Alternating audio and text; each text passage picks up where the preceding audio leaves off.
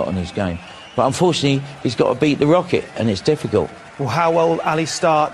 How will the Rocket respond? It's time to find out. It's the Battle of Essex. It's Chelmsford versus Chigwell. This is the big one, so let's hand to Rob the Talker Walker. Please welcome a player making his 4th appearance in a Triple Crown final. This, without doubt, is one of the biggest matches of his life. Reigning German Masters champion, a man of pure tenacity on and off the table. He's the captain, Ali Carter.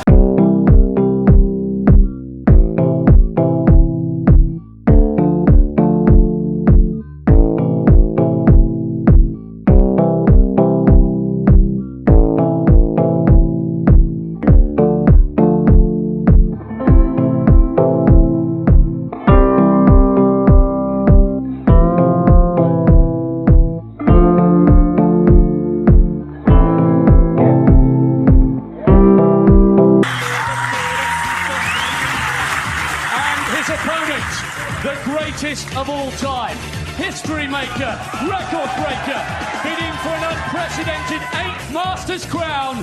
Blink and you'll miss him, the Rocket, Ronnie O'Sullivan.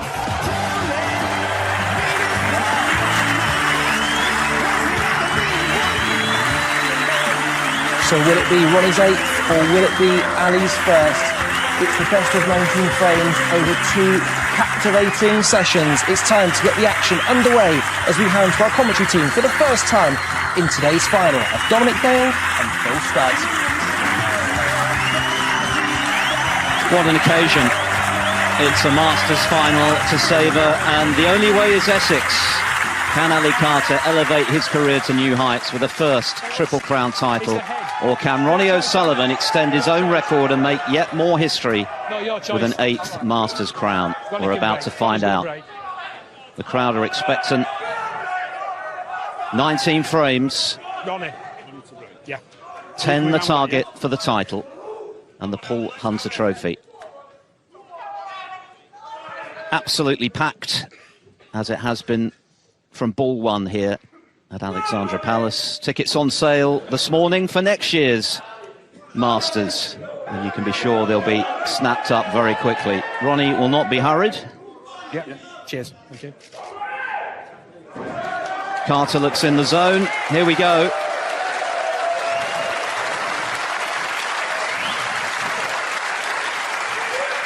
Perhaps that fist bump not exuding warmth, but frankly, who cares? It's all about who does the business on the table.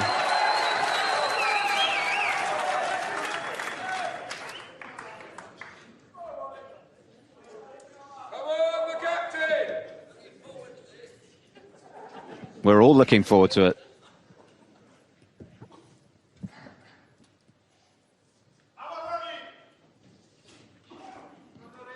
When it eventually starts, that is, Dom. Good afternoon. A very good afternoon, Phil. I'm really looking forward to this. Ronnie O'Sullivan's form has been brilliant, and by his own admission, I'm sure he'd say it's been mediocre at times, but he's got through, he's in the final, hasn't really been tested. The phony war is over then. Here we go. Ronnie O'Sullivan to break in frame 1.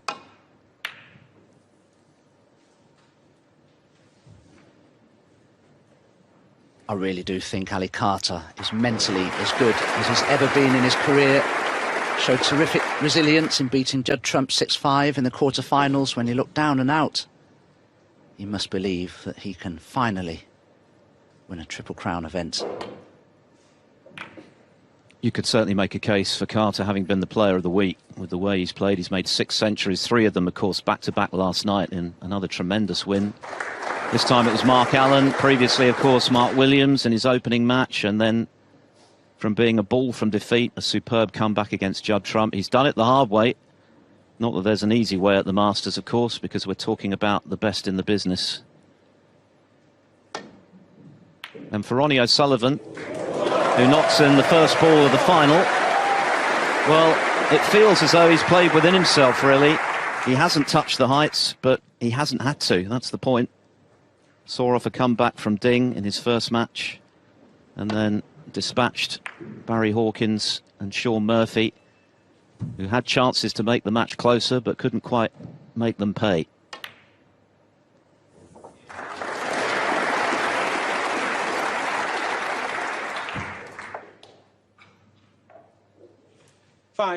And they'd both been playing very well prior to their losses to O'Sullivan, and that's the challenge for Carter. Can he replicate the form he's shown this week, which has been outstanding in this title match? We know that his record is poor against O'Sullivan. He's not alone there, by the way. Of the 4 players that O'Sullivan has faced this week, he has a win-loss aggregate of played 81, won 70, 7-0, lost 11. 13.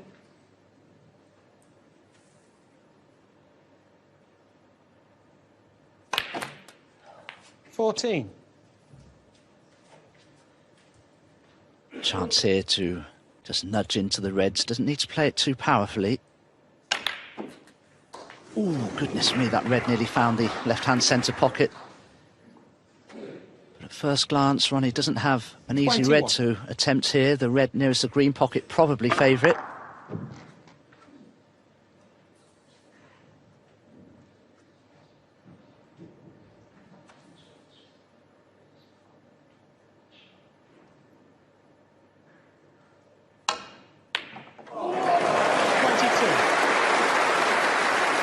That's been a feature of O'Sullivan's game, not only this week, but in recent seasons. The quality and consistency of his long potting, arguably better than it's ever been.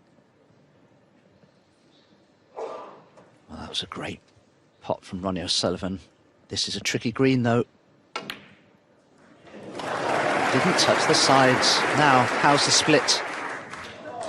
Well,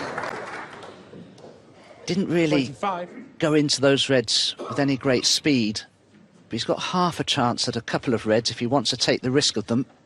One into the far left corner, the yellow pocket. One into this top left-hand corner, which is a bit of a thin cut with the rest. Extended rest. Ben Williams with the honour of officiating this final.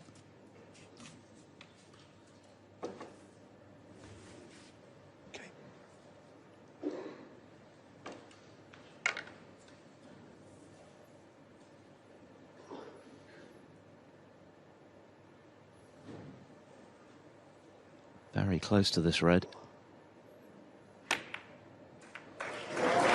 That was the problem. Staying on the black, which he's not managed to 26. do. So looks like end of break.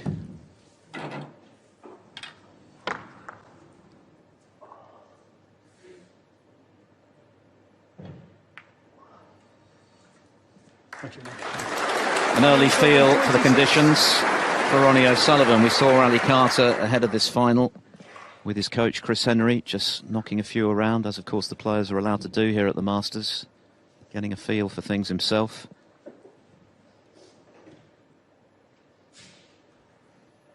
His first appearance at this tournament, of course, since he made the final 4 years ago, when that man withdrew, allowing Carter in.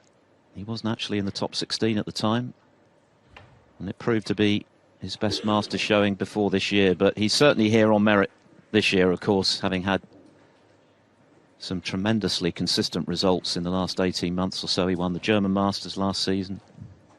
He's been runner-up in another couple of big tournaments.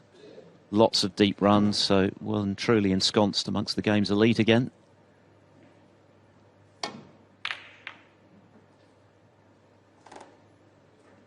Very important safety exchange this between the two players. The reds are in open play. There isn't really a ball safe, so whoever gets in here will expect to score heavily in spite of the pressure they must both be feeling.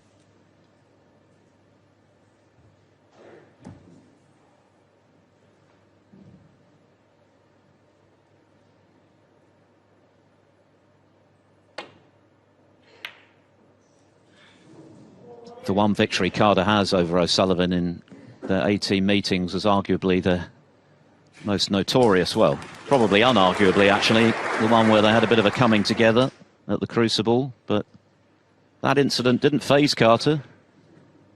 He won 13-9. I remember he produced a monster clearance of 51 when O'Sullivan looked as though he was going to close to 11-10 behind, from 40-odd behind in that frame. Balls on cushions, and that really won him the match. That's another great red from O'Sullivan, but of course on every other occasion it's this man who has held sway.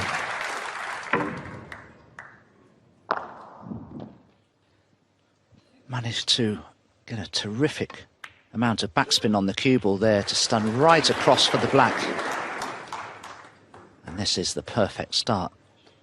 From Ronnie O'Sullivan's point of view, hasn't missed a pot yet.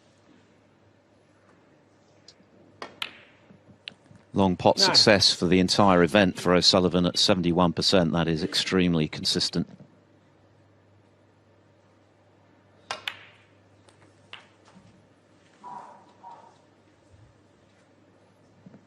Sean Murphy 16. Certainly threatened on a couple of occasions yesterday. He made 2 century breaks, 17. including the one in the 5th frame to close to within 1 frame, but that was the catalyst for O'Sullivan to just raise his game, pull away to victory.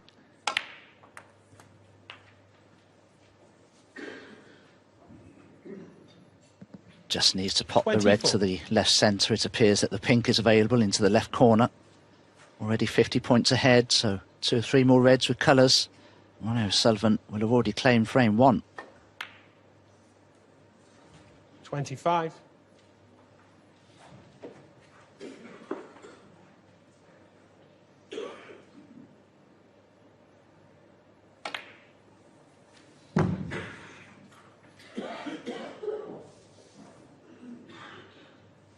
$30.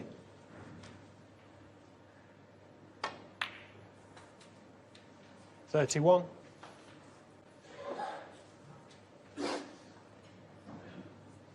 Perhaps expected the cue ball just to run on an extra couple of inches there. The red he wants to guarantee being on, I suppose, is the one to the right centre.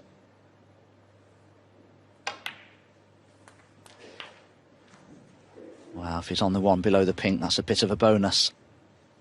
38.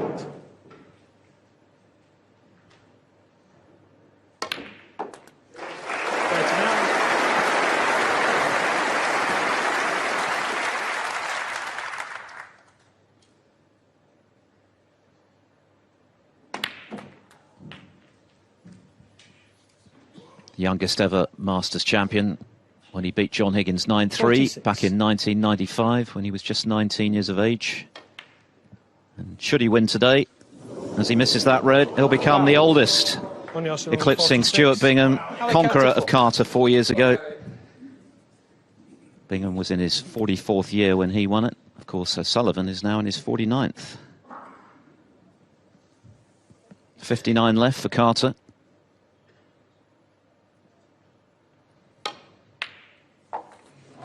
And even if he can't turn this frame around, it wouldn't hurt to have a few shots.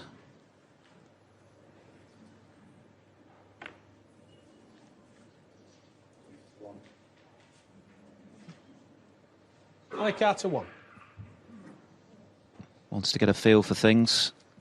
He's been shut out in this opening frame.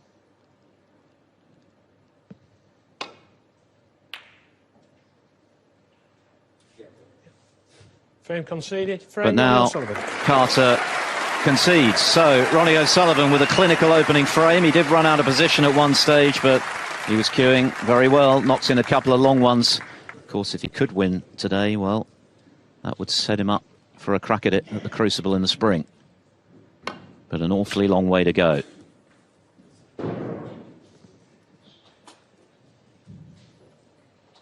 That's not the break-off that Ali Carter was searching for. He's left another long red on here for Ronnie. And he won't be far away from this, I don't think. But overcut.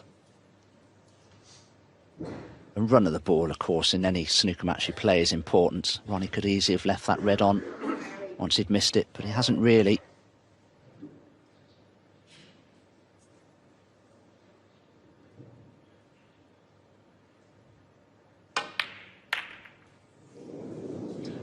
Well, that's a statement of intent, isn't it? Opening up the reds all over the shop. He did say to Rachel in his chat ahead of this final that it was going to be, in his words, all-out attack. He was true to his word there. Well, that's the sort of shot that players used to play a lot of in the early 90s. You know, the time I turned pro, playing bulk colours into the reds and opening them like that. It's a dangerous ploy because a ball can easily find its way near a pocket somewhere, but on that occasion, it's worked out for Ali Carter and he's first in here.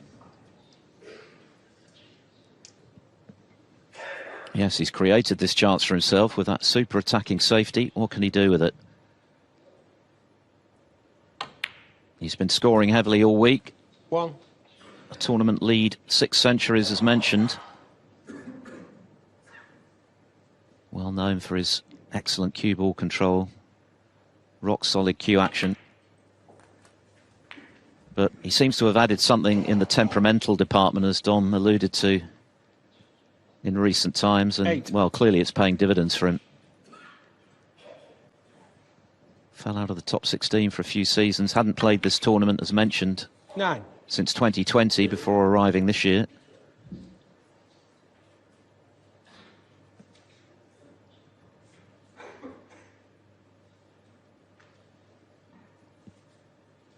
But he's 8th on the one-year ranking list, so well set for all the upcoming Players Series events, including the World Grand Prix, which gets underway tomorrow in Leicester.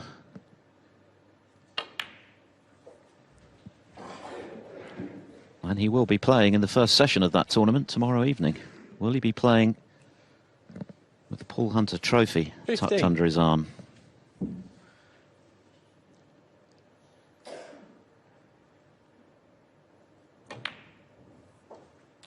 $16.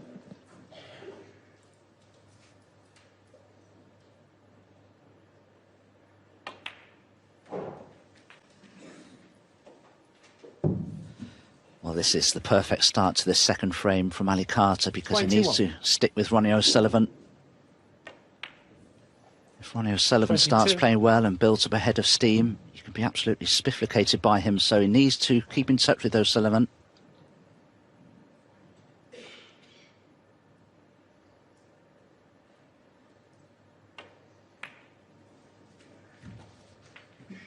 Yes, he looked and sounded confident in speaking ahead of this final. Of course, no 27. one is more aware than he is that his record against O'Sullivan is poor, but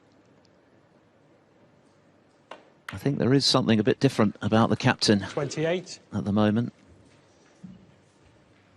That said, it's all about delivering on the table. O'Sullivan's opponents have not been able to do that this week. That is the challenge for Carter today.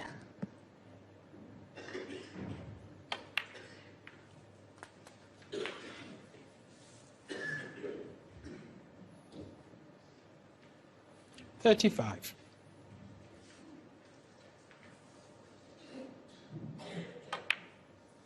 $36. Well, at first glance, it may appear that Ali has come out with a bit of a game plan to keep this game rather open. He has potentially, I suppose you could say, scored the better of the two players in terms of the century breaks that have been made and how he feels within himself. He feels as though he's going to win frames in one visit when he gets the opportunities. 43.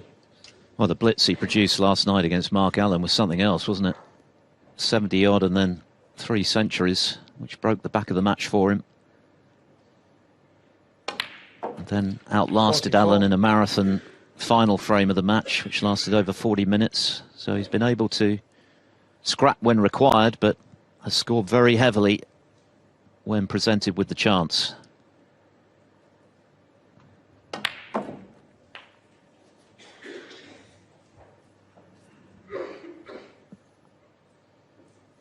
$51.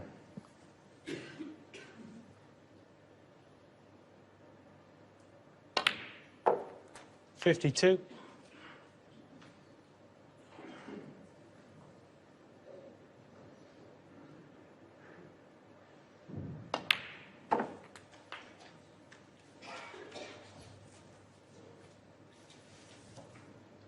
O'Sullivan took up the challenge after 58. Carter had spread the reds everywhere, but couldn't knock one in, and this is the result.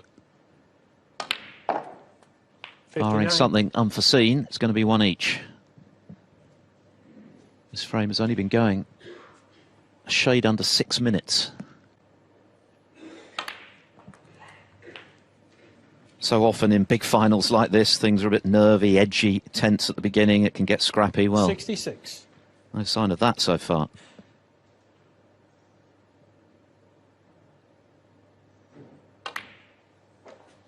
$67.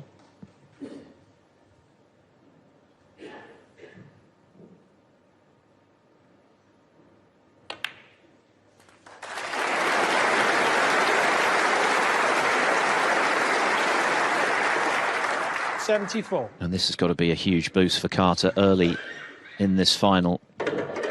One of his challenges today, overcoming the psychological scars of previous losses to O'Sullivan. So a swift start. 75. Very important. He didn't get a chance in the first frame, but he showed real intent at the start of this one in splitting the reds as he did. That's not easy to do when you're playing O'Sullivan, but it's paid off handsomely. I'm sure with Ali Carter working so closely with Chris 82. Henry, who's wonderful in terms of the psychological aspects of sport, I'm sure he's viewing this final as a bit of a 83. new dawn, really, in his career. At the age of 44.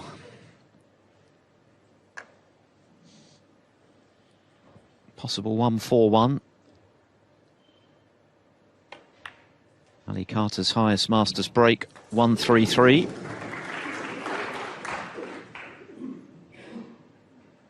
$90.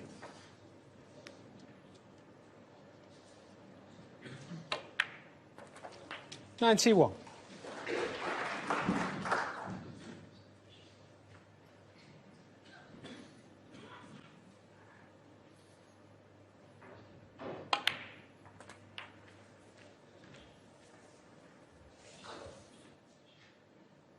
$98.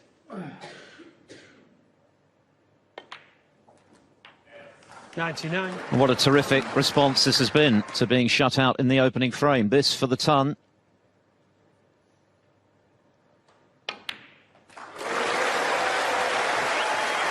What a final we have in store today, if this is anything to go by.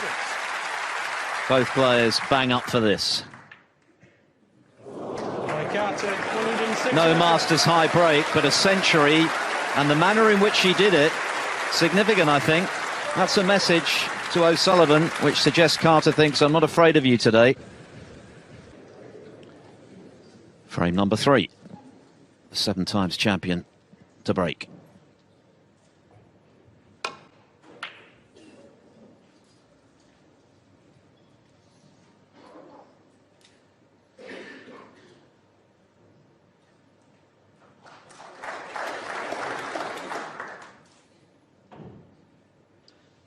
Appears to be a good break from Ronnie O'Sullivan. I don't think Ali Carter can get through to the potting angle of the red nearest this right corner. So if he plays a safety here off the pack of reds, or even the red that's just below the black, he'll have to be very careful of those 3 loose reds left and right of picture. He doesn't cannon into them on the way back to bulk.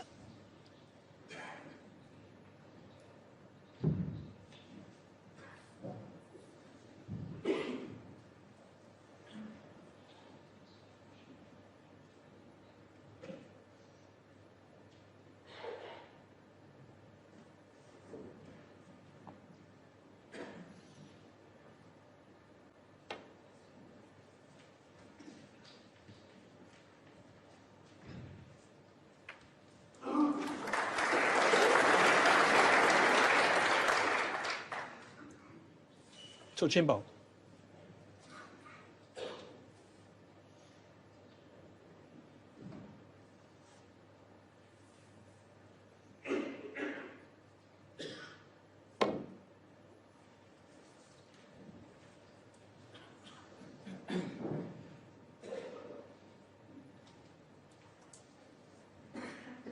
Given the way both players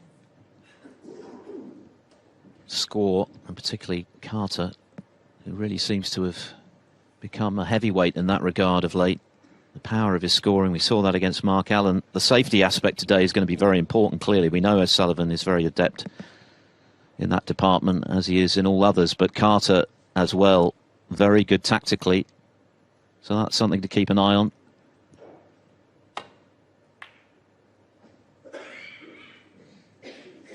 Oh, he didn't want the middle pocket jaw. That's a mistake. Chance for O'Sullivan. He struck it very well, actually. He's just a little unfortunate that the side spin he had on the cue ball caused it to ricochet off that top jaw. So chance for Ronnie O'Sullivan to establish command of this third frame, but hasn't played the best positional shot there.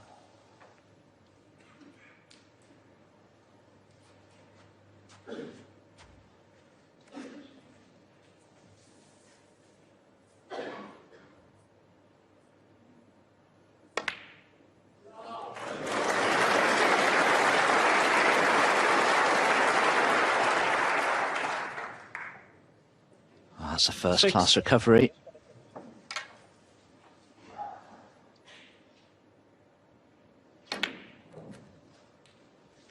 Thank you. Sam.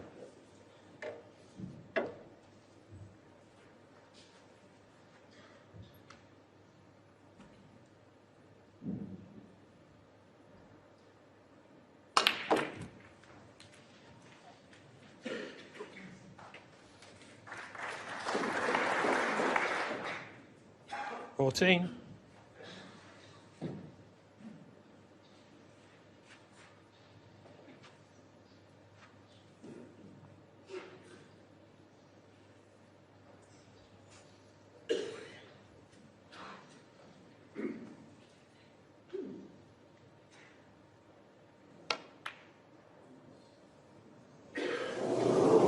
RonnieO'Sullivan, 14. Not an easy road for sure. O'Sullivan decided to go for it, just over cut it on that occasion. He has covered it. No, I'll get it off. Something on the cue ball, I think, so Ben Williams will give it a clean. Oh no, it's actually a fly. We've seen a few of those this week.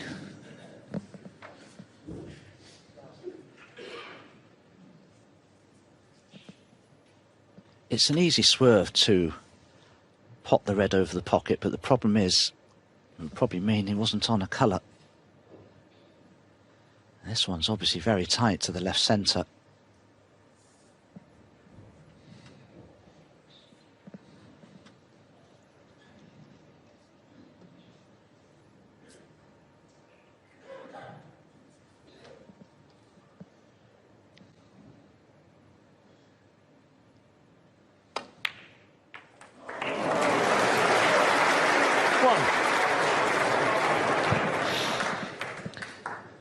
Looking for position via the plant, but no joy for Carter.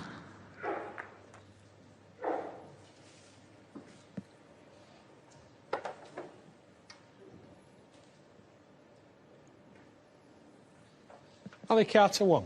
Well, it makes for an interesting frame now with that red in bulk. It would be too much of a risk to play a safety shot there. So it could just be that the players will have to be content to play the cue ball in behind the black now.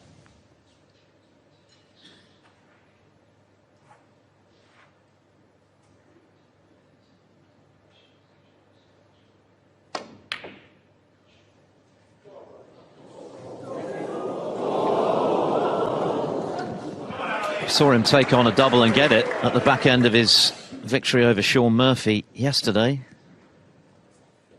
No success on this occasion for O'Sullivan, and he's left Carter in. 1. Yes, played the double, nearly got the treble, but he was unfortunate to suffer the double kiss. That's given Ali this opportunity.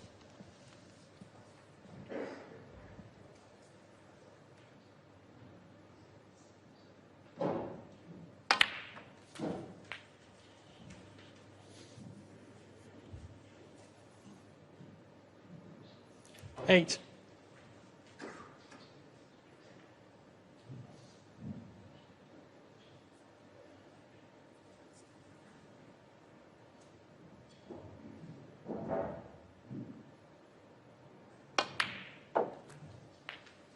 9.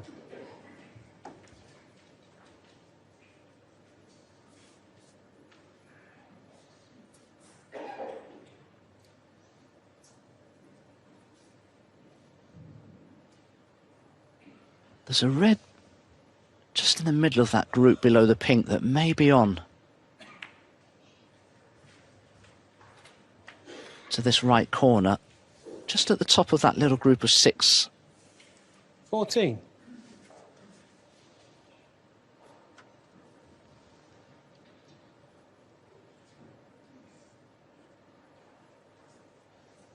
Ali definitely has a chance to cannon the red that's near the right centre into a possible position here if he wishes. Yeah, 15. worth the chance, worth the risk.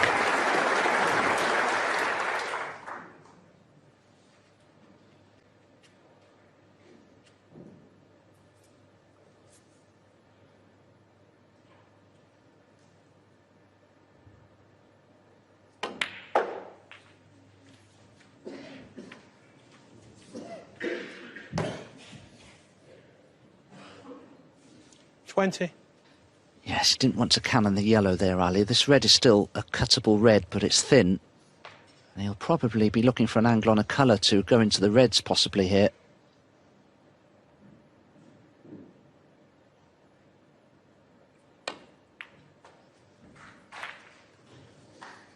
Oh, took a chance there 21. going into the reds from a red. If he's not on the blue, my goodness, he has a testing black. There'll be pressure on this.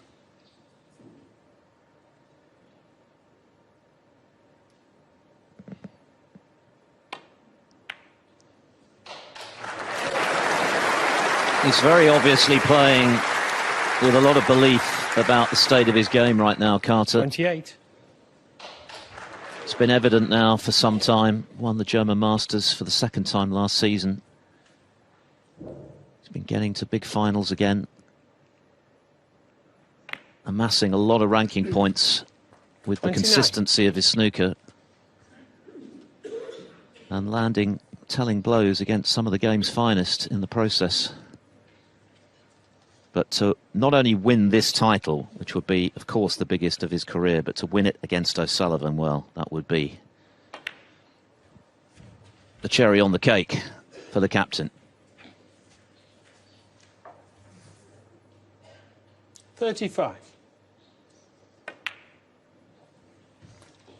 36. Yes, whenever you play a big final like this against anybody, not just that man there, you basically want to win or lose based purely on ability, not on mental weaknesses. And I think Ali Carter right now is as mentally strong and as capable as he's ever been. 43. O'Sullivan started very brightly. Excellent first frame. Shut his opponent out. Hang on, where's the cue ball? Well, that's the kind of thing that Alan McManus was referring to ahead of this final. There are going to be moments where you don't get the luck, where your opponent gets the nudges, and it's how you handle it.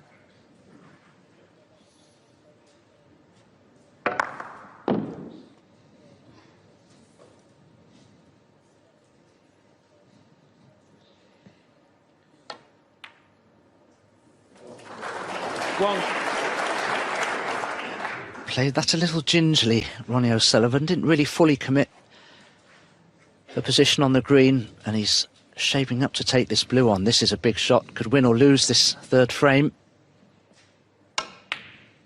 Oh, brilliant, brilliant. Well, it bears repeating. 6. You can have a debate all day long about whether O'Sullivan was at his best when he was annihilating the opposition as a junior, or whether it was during the early noughties, the mid-noughties, earlier in this decade, or now. But I think his long potting is as good, if not better, than it's ever been.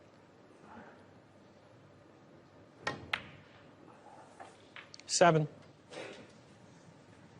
Yeah, I don't know how long Ronnie's had this cue for. It's probably about 12 or 14 years, but when he was chopping and changing, he was using a couple of cues that are quite springy, and his long potting did suffer Had a few shots with some of the cues. I didn't like them, but this one's a really good, solid cue. But that's not a good, solid positional shot from Ronnie O'Sullivan. 13. Oh, there's a gap. Is there a gap? Well, he can certainly see the top part of the pocket, but he doesn't like it.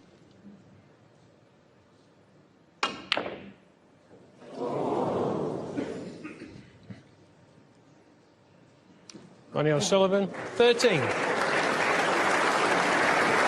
He made the point after he beat Murphy yesterday that if he feels as though he should have won a frame and he runs out of position, he's not going to hold back in taking on the odd audacious shot to try and keep it going.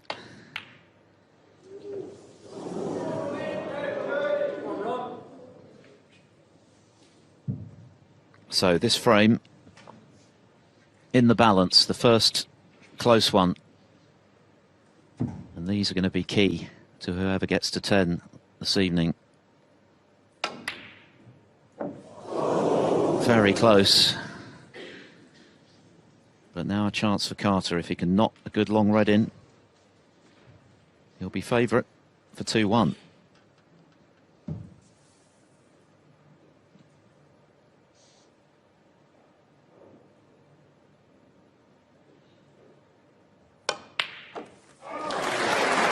Terrific pot.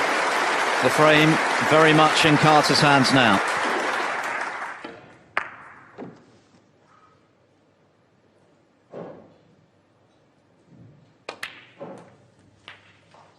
Well, I like the fact that Ali took that red on, because if he'd have played the other red to the right, 8. the chances are the other two reds would have covered each other and he would have taken some pressure off the shot. But he played the shot that appealed to him most. Intrinsically, he felt there's a 9. good chance of him potting that one, a better chance. And this is the result of it. What a chance to take the lead.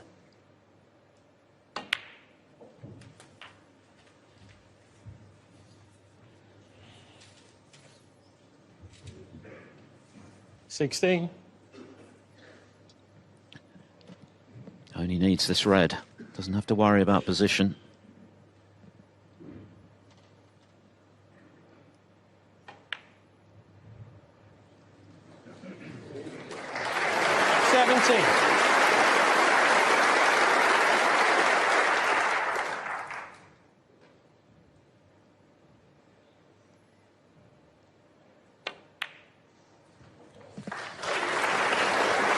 So Ali Carter is going to prevail in the first close frame of the final. 24.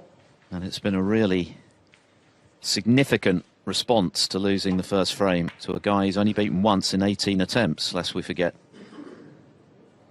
Ali Carter, 24 on the frame. Ronnie O'Sullivan concedes, and Ali Carter puts together back-to-back frames early in the Masters showpiece. He leads the Rocket by 2 frames to 1. To lead by the odd frame. One more before the first interval. Very promising start from the underdog.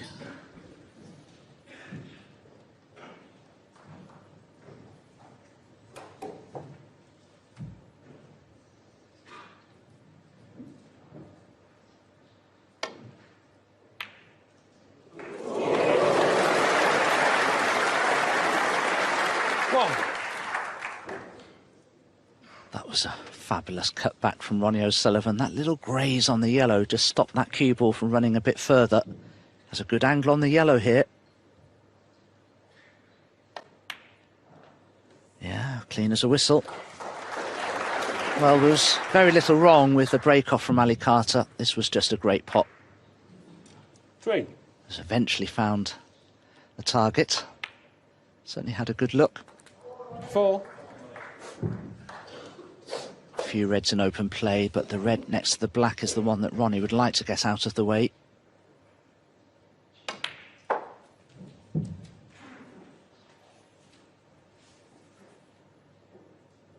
Nine.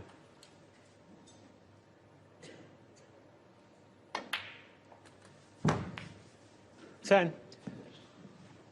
Looking for his first Masters title since 2017 when he beat Joe Perry, having been 4-1 behind at one stage. 17. Runner-up, of course, to Judd Trump in 2019. when he was on the wrong end of an outstanding 18. performance from Trump, who won handsomely. A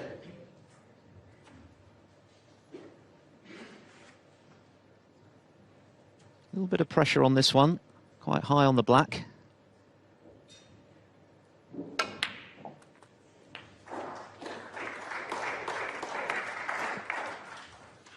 Just love the way he cued through that. 25. There was no sort of putting the black there. He just powerfully executed the shot with full confidence.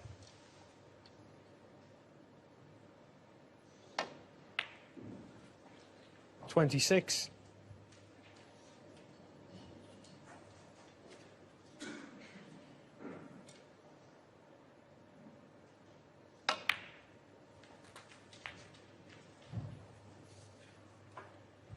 If Ronnie O'Sullivan can get a good angle on the black to go into the reds, 32. I'm sure they'll split very favourably.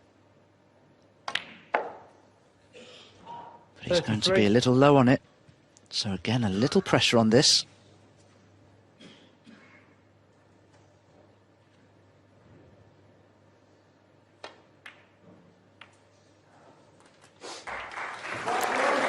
And because he was so low on the black, he didn't go into them, but he'll have to now with the angle he has on this next red.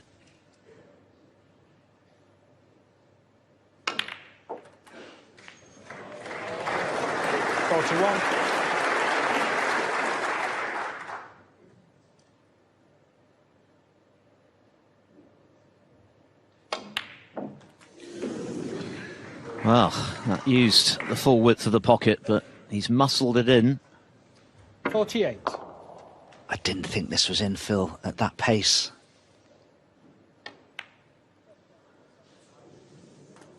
$49. Oohs and ahs from the crowd who are living every shot out there. What an occasion this is. One of the highlights on the snooker calendar, of course, the Masters final.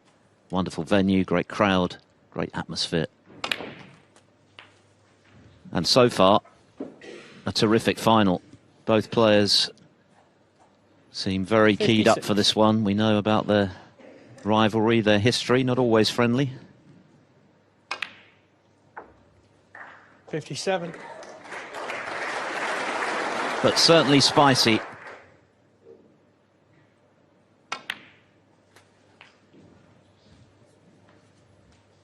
And this has been a champion's response 64. from O'Sullivan.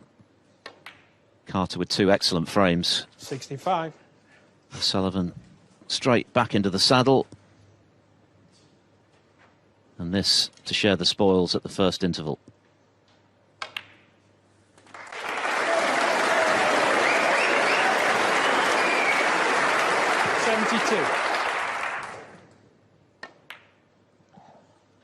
Yes, he's made the frame safe in under 5 minutes. What a chance for career century number 1233. And we've been playing less than 40 minutes. 80.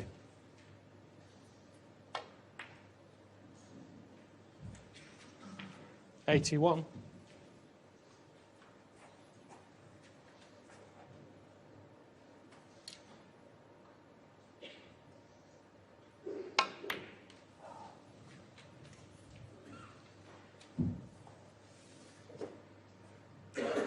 $84. Ali Carter has done nothing wrong in this frame. Pretty respectable looking break off. Terrific 85. cut back red from O'Sullivan from range.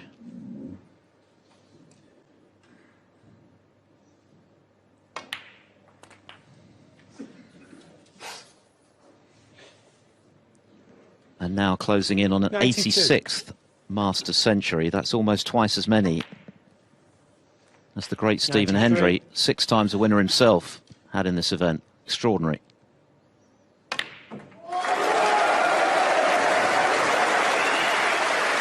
The roof raised again.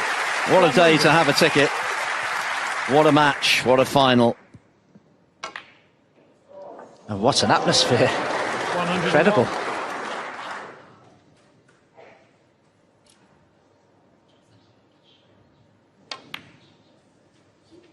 This has got to be one of the most engrossing starts to a Masters final in the recent history of this 50-year-old event. Absolutely 107. compelling stuff. Neither player taking a backward step. Both hungry to lift the Pool Hunter trophy. 110.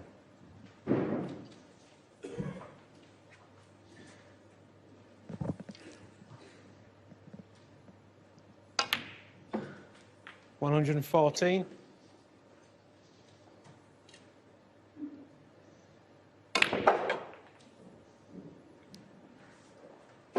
$119.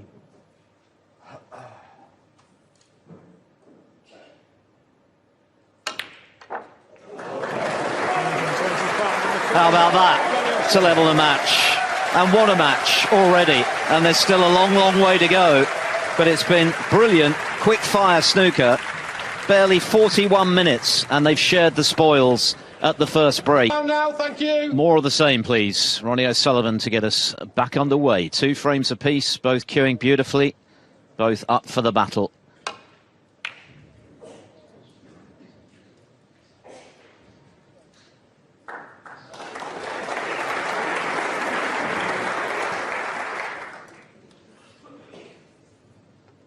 O'Sullivan open with a very polished frame, controlled it throughout. Carter hit back with that superb century, his 7th of the tournament, after splitting the reds in playing safe. Clear message that he intends to be on the front foot in this match. That's a handy little rub. And that's the thing you've got to remember when you do get the bad luck, that there are times when it'll go in your favour. Carter then winning a tight one in the 3rd before O'Sullivan hit back with that superb century. 125 to level it at the interval. Another 4 in this session. A possible 11 tonight, 10 being the target for the Pool Hunter trophy. The man who won this title 3 times in 4 years, including that brilliant comeback against O'Sullivan from 7-2 behind. And along with that magnificent Waterford Crystal trophy, a cheque for £250,000.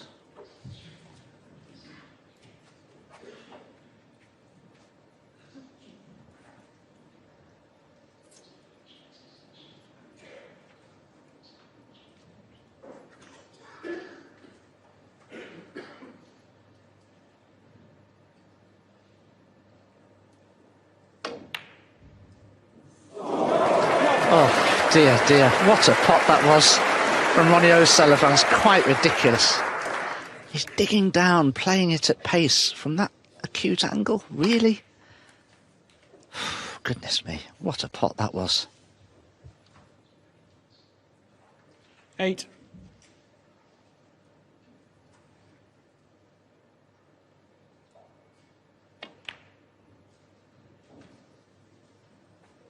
He issued something of a challenge, didn't he, after his victory over Sean Murphy? He said, well, listen, I'm 48, I've got a dodgy leg, a gammy arm, my eyes are going, but I'm still winning these things. So it's up to the rest to step up their game. I think Carter's in the mood to do that today. 14. It's going to be fascinating to see if Carter can maintain the high standards he's produced throughout this tournament, whether O'Sullivan can respond in kind.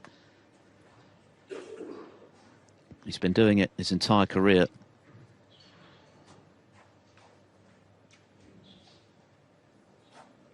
But not a great cue ball here. Well, there is room for the red to pass the blue, as you can see. No. But maybe the yellow will hide it. Ronnie O'Sullivan, 14. But of course there is a straight red to this left corner. So Ali Carter has a chance here for an immediate riposte.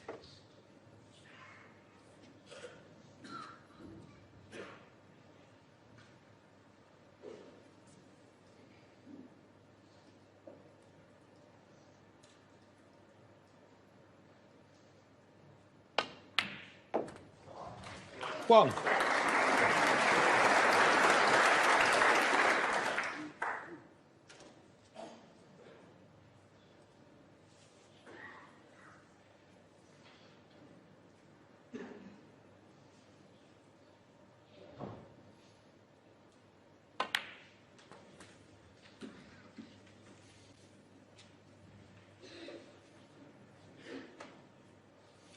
8.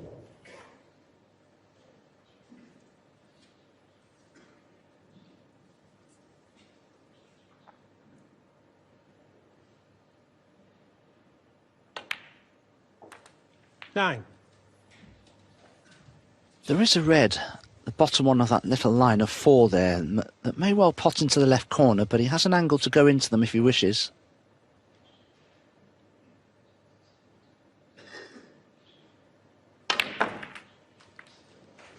Oh, he's played it well. Didn't have too much angle to work with the black. 16. But you couldn't have hoped for a better outcome than that.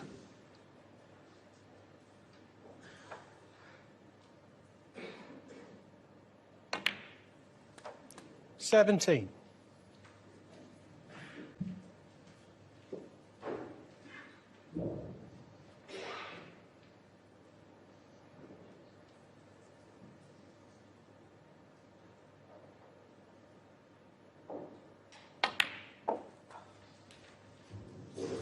Sigh from Ali Carter. Didn't get any backspin on the cue ball. Played for the red nearest the cue ball into this right corner.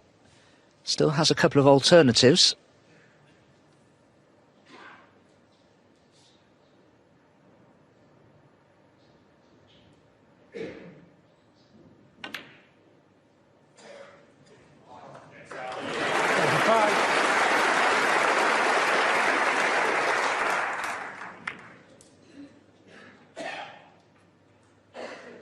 Carter's long potting has been very consistent throughout this tournament. We've showcased O'Sullivan's ability from long range, but he's getting more than 2 out of 3, which is pretty good.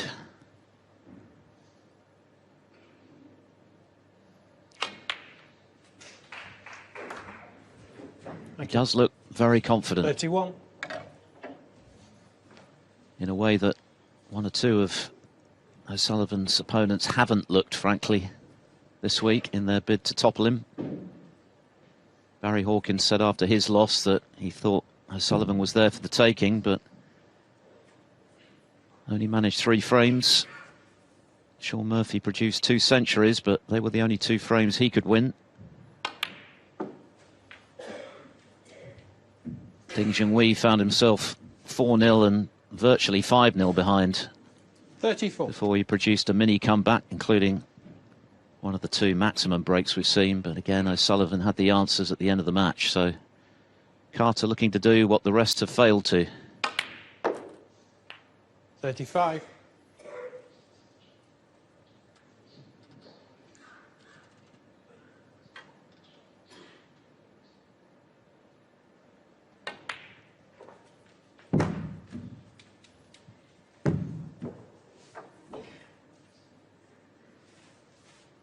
$40.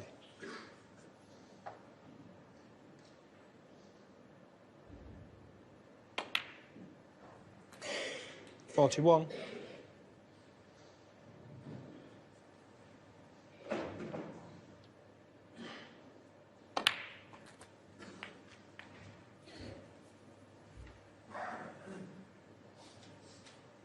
48.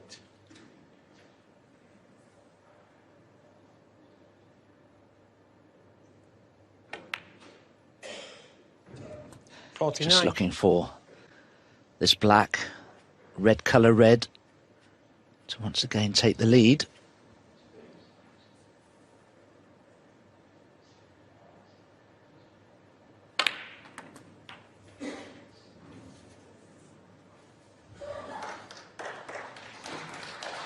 $56. O'Sullivan got in with an excellent red to the left centre, ran out of position, took on 57. a tough one to the yellow pocket from range. Yeah, sure. It failed to drop, and it's looking likely to cost him the frame.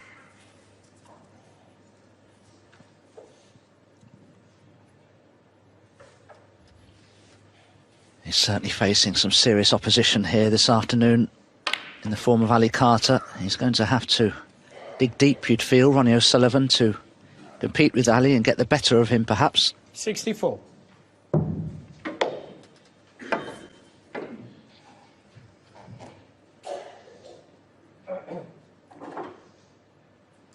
red and any colour will do.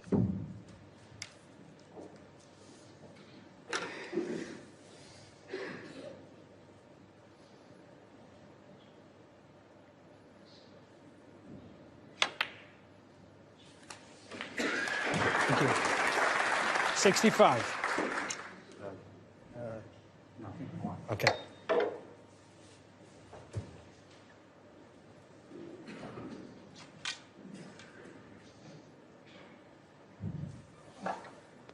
Frame ball.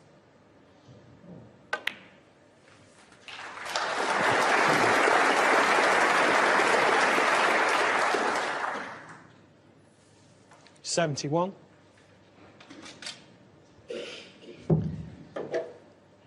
Another frame that is won, barring snookers, in under 10 minutes. The average frame time, a shade under 10.5 so far. When you think of what's at stake, it's been wonderful snooker. Thank you. 72. Ali Carter, of course, among those many losses to O'Sullivan, losing out in the Crucible final on 2 occasions.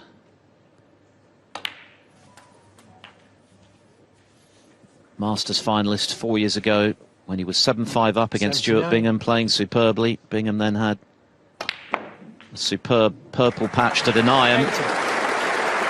And I'm sure that's made him even hungrier for success today. He said it took him quite a while to get over that loss.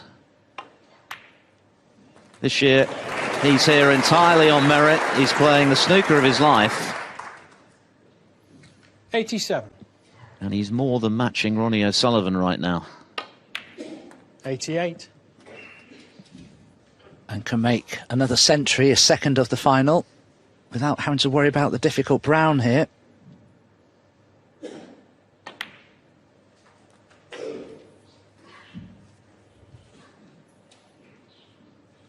$95.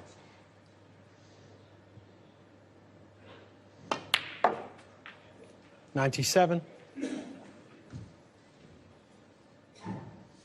For century number 8 this week.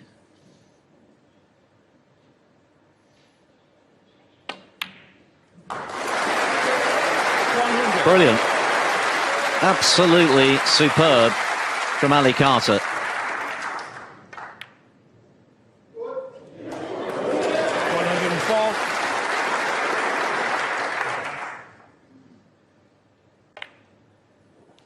$109. 115. How about that? The 1-2-2 clearance. The captain is soaring, and he's giving Ronnie O'Sullivan plenty to think about as he moves back in front at 3-2. Here we go then. Frame 6. There are only 3 left in this session. It's flown by. And again, Ronnie O'Sullivan being invited to respond to another blitz from Ali Carter. Almost invariably he's been on top in this rivalry, but today has a different feel about it, and I'm sure O'Sullivan is picking up those vibes from Carter. He's just oozing self-belief at the moment, playing brilliantly. O'Sullivan's been no slouch. Of course, he made that superb 1-2-5 to level at 2-all, but as Alan and Jimmy were discussing during the mid-session interval, Carter showing no signs of going away today. He is well and truly up for this.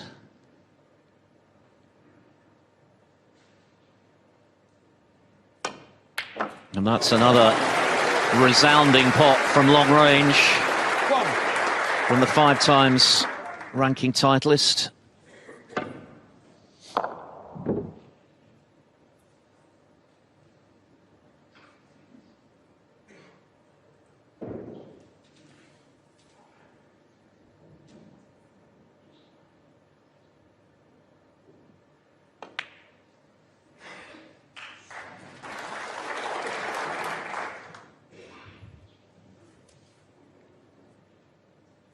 $6.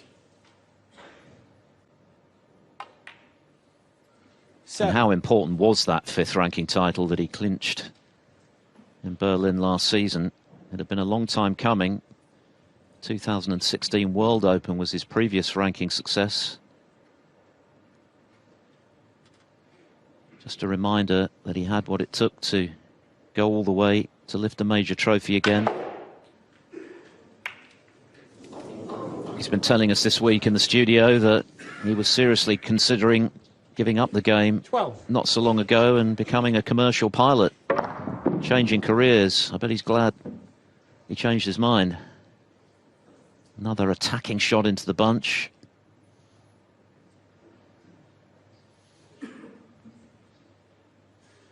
Awkward cueing this.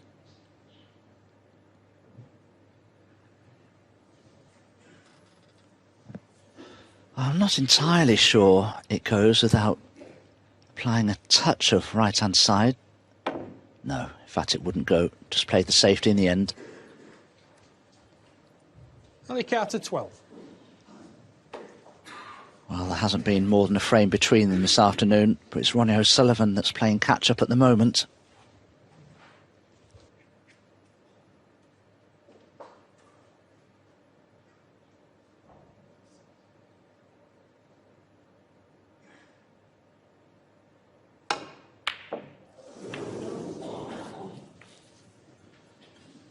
And those shots will be that little bit harder in the knowledge that his opponent is playing so well and is in the mood to punish if O'Sullivan does make a mistake. This red to the left centre is on, but it's a good deal harder than it may appear on your screens, I promise you. Not much of a pocket opening there, if I can get my words out. A great red, though. Choice of green or brown. And this is another good chance for Ali Carter. Can he finally go 2 frames clear, I wonder? And if he can do that, that's the first part of the equation today for Carter achieved, because it means that he can be no worse than level. And therefore, O'Sullivan hasn't been able to get away from him. But of course, if he can lead 4-2, then he can think about a lead of his own. 5. Possibly a sizable one.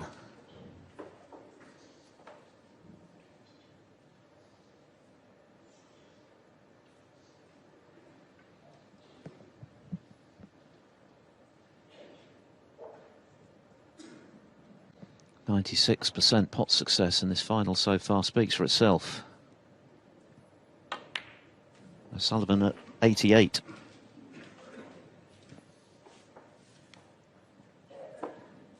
$10.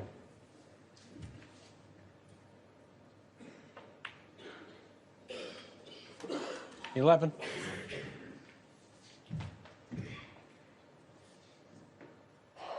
Difficult to know which reds are available here. It would appear the outermost red of the 2 together below the pink will pass into this left corner.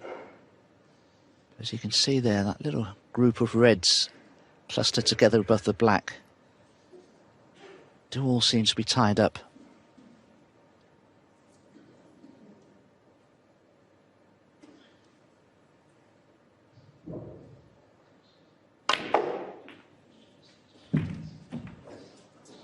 Well, took a chance. He had the angle on the blue to go into them and took that chance, and it's worked out okay. All-out attack is what he told Rachel would be the plan of action today, and he's been true to his word, hasn't he? Very attacking. Very positive in his shot selections. That was 70. evident from the way in which he broke off, or rather played a safety shot early in the second frame, which paid handsome dividends. He made 106 off O'Sullivan's miss.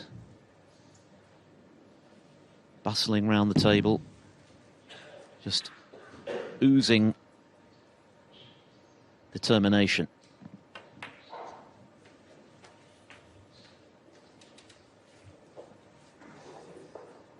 He was very straight on the blue, so he's had to 22. leave a slightly more missable red to the right corner.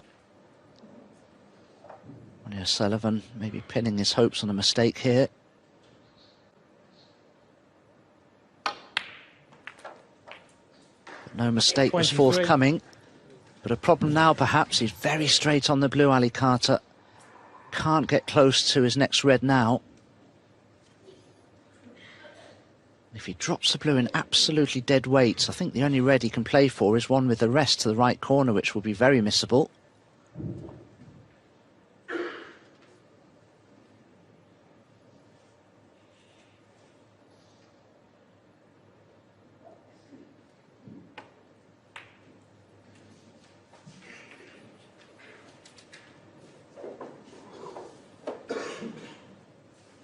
$28.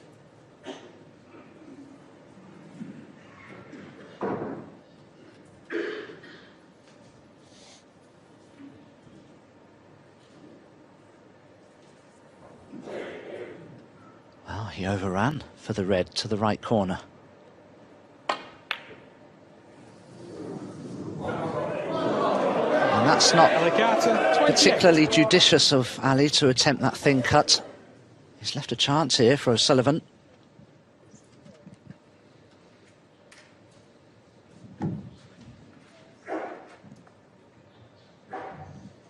Pretty much the first shake of the head we've seen today from Carter, but again, not taking a backward step, going for the ball. Even though it was difficult, O'Sullivan knocks the red in.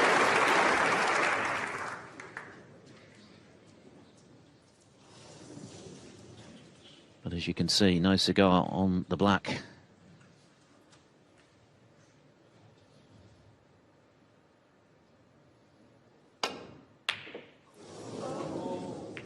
And a long way off with the attempted recovery yellow. RonnieO'Sullivan 1. So Carter pretty much straight back in, 39 in front.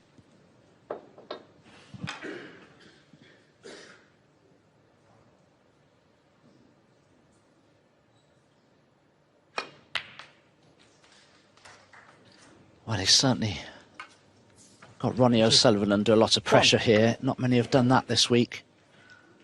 But he won't be particularly happy with that positional shot. He can still cut this brown in, but it's as missable as it is potable, with no guarantee of position to his next red.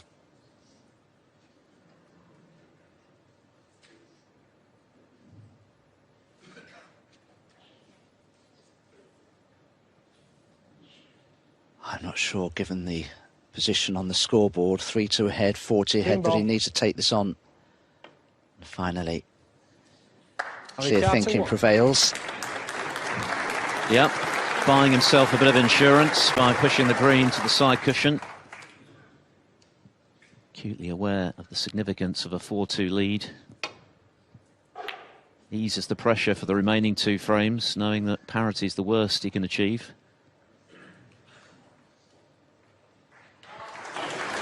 Piling the pressure on O'Sullivan if he can convert this frame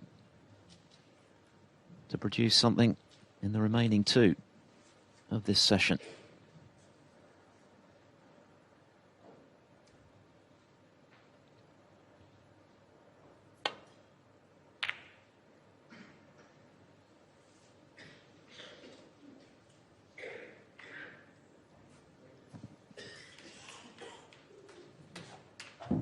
Well, if Ronnie can thin edge this left-hand red, he could get the cube in behind the brown and snooker Ali Carter.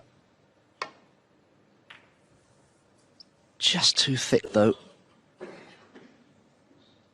Perhaps an opportunity here of a choice of two reds to the right of the pink that Ali could take on. Red closest to the pink, he could cut into the left corner.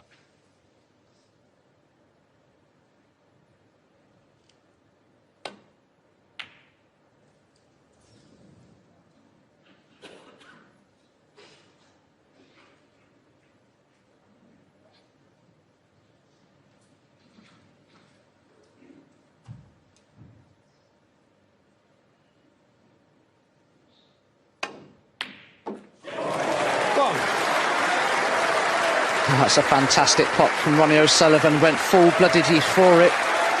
And he's got position on the pink, and you can hear what the crowd thought of that one. Fantastic. What a final we're witnessing here.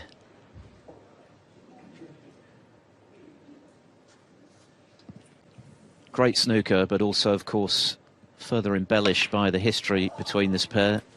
who go back a long way. They used to practice together. Clearly not the best of friends. Christmas cards were unlikely to be exchanged at the back end of last year, but that just adds an extra edge to this final.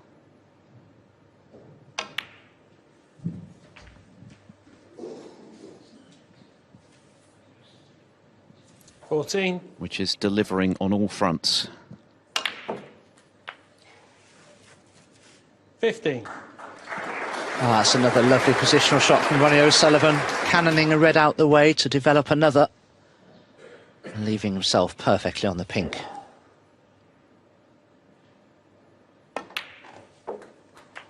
This mid-red of the three is the one he wanted to be on, because he could have played position for the black 21. To get that back on its spot. Problem was he overran it. 22. Could really do with playing for the black from the penultimate red, because that would then make getting on the red next to it much easier. 28.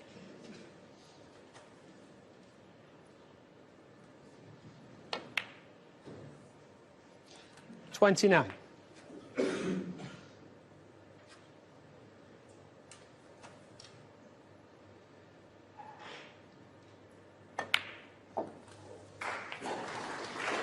The problem with the green, though, is beginning to loom large for Ronnie O'Sullivan.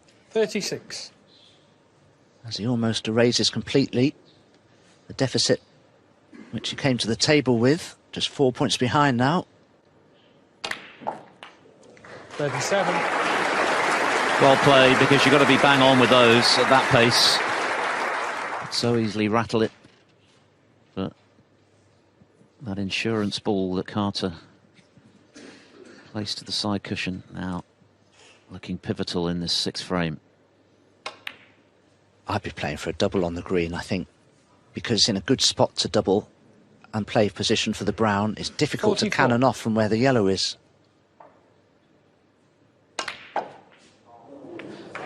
Elected to develop it instead, which he's done very nicely. It's no gimme. Crowd getting ever more excited. What a big shot this is early in the Masters final. And it's wide. It's wide. Ronnie O'Sullivan, 46. So O'Sullivan breaks down on 46. Carter with a chance to snatch this frame.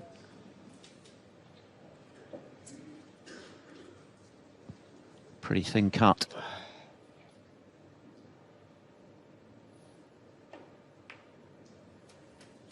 But he controlled it well. And the frame back in the captain's hands. What a big frame. O'Sullivan threatening to level there, having been 40 odd behind. 7. Blue and pink required for 4-2. 12.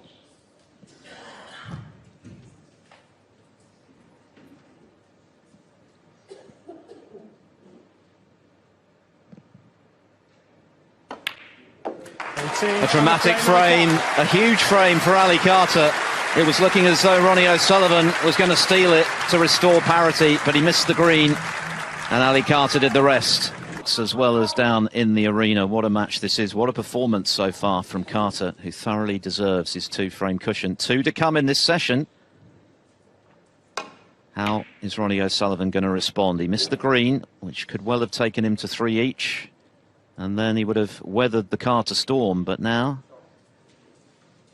in need of producing something between now and the end of this session.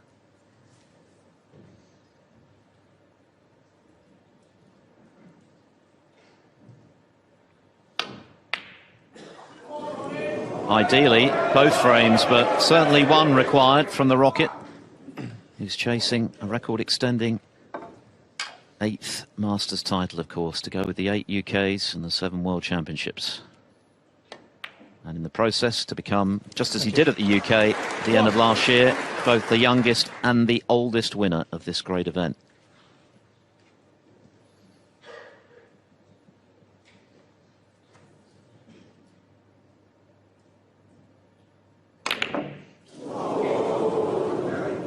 Goodness.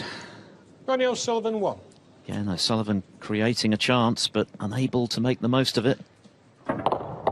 He didn't play the red particularly well with the rest. He overran position for the black. He wanted to just play a simple positional shot for the red just above the black, but instead had to use it as the ball to open the pack of reds with, and just took his eye off the black. He's certainly under pressure here, Ronnie O'Sullivan, but can Ali Carter keep him there?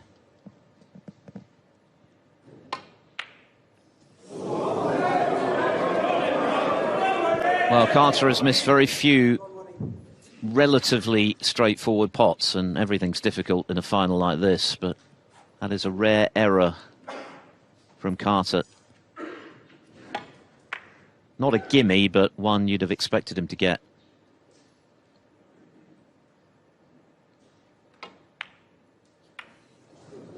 But O'Sullivan has overcut that red. He's struggling a bit at the moment, and that, I think, is entirely down to the pressure being applied, the kind of pressure he has not felt this week. Well, he's half got away with that one, Ronnie, but that red near the left centre will certainly cut in. Ali will have no control of the cue ball, really.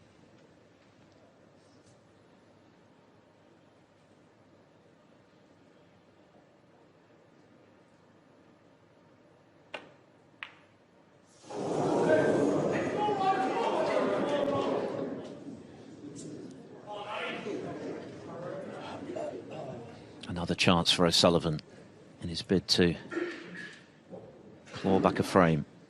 Carter looking a little rueful. And I think a little reflective on what he's achieved so far this afternoon, because those last three mistakes from Ali were all mental errors.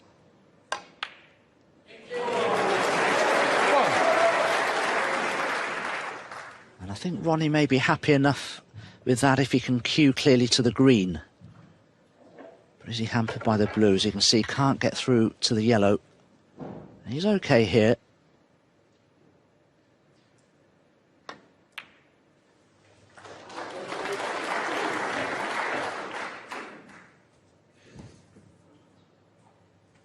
Four.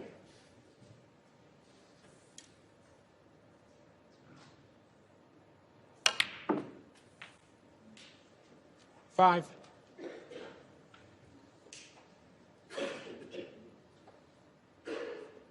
From Ali's point of view, he must never be content with the way he's playing or surprised by how well he's playing, because psychologically that can be a big negative and it can prohibit you from carrying on your good performance. And this is definitely a great chance for Ronnie O'Sullivan to just go within a single frame with one more left to play afterwards.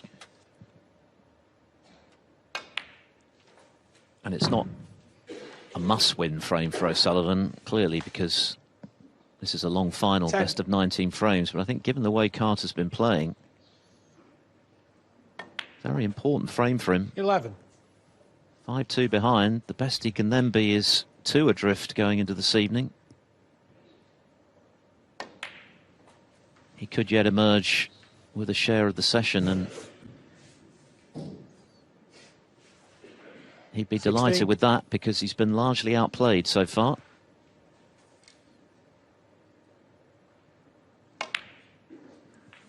$17. The red that Ronnie needs to get onto, if he can, is the one just to the left of the black spot. And he's managed it, because now if he pots the black, it'll be available quite clearly. 22. Oh, it's a slightly awkward angle, though.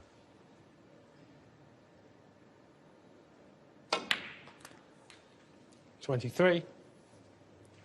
Just needs one decent positional shot here. He's just got to find the gap between the reds and the pink to play that leftmost red into the left-hand corner.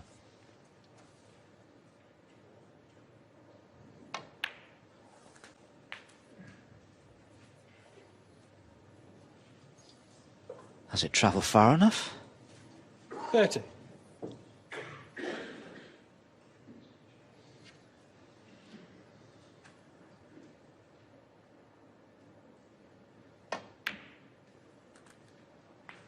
$31.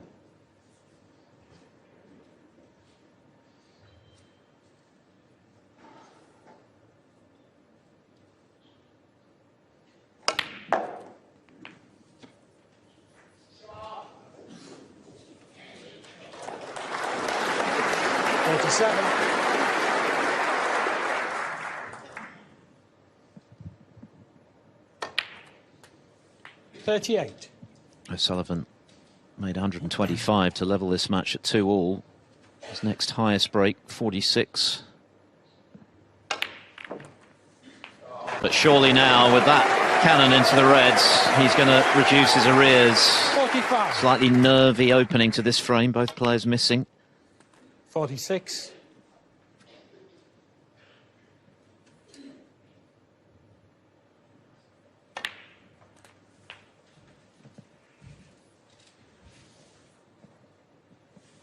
$53.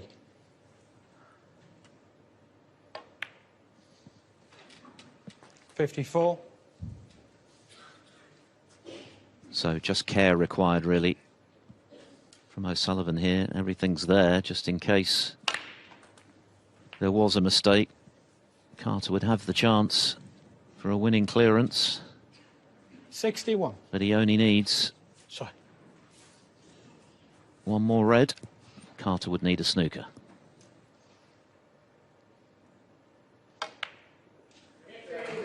$62.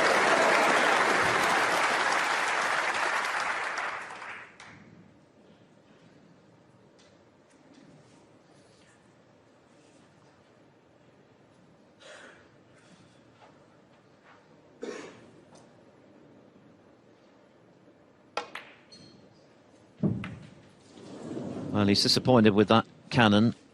Ever the perfectionist when it comes to break building, 67. but frame is surely won now. It's 3 snookers for Carter. Wow. 68. Bit of anger in that one, I think. But this is a big frame for O'Sullivan. Carter has asked a lot of questions this afternoon.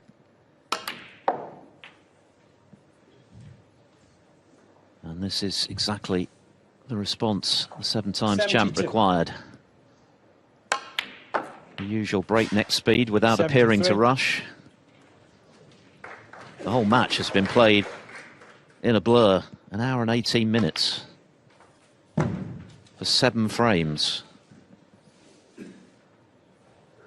78.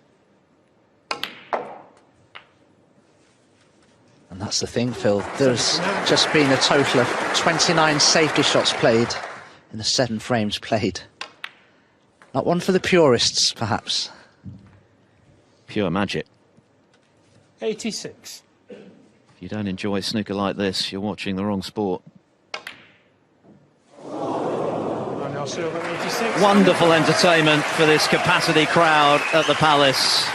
This final living up to its billing and then some. But Ali Carter has been pegged back. A vital intervention from O'Sullivan, who now trails 4-3. Conjuring something extra special. Final frame of the first session. Ali Carter hoping to carve out a 5-3 lead. Ronnie O'Sullivan looking to level things up, to set up a grandstand finish tonight.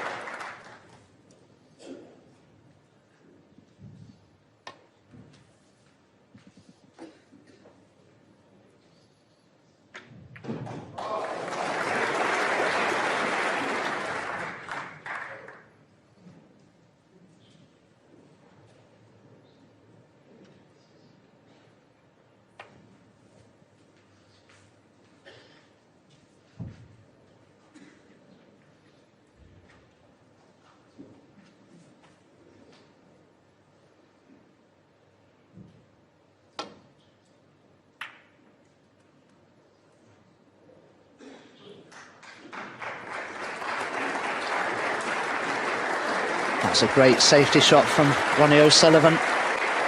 Snooking on Ali Carter on all reds.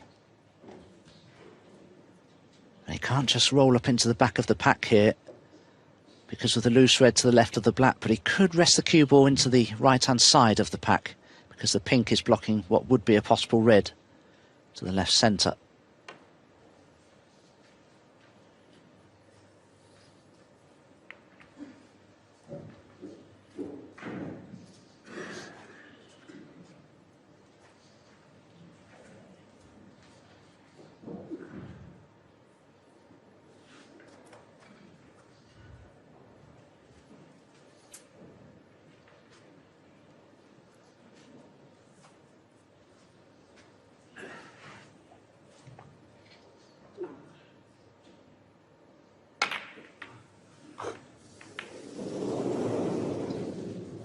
All sorts of unintended cannons there.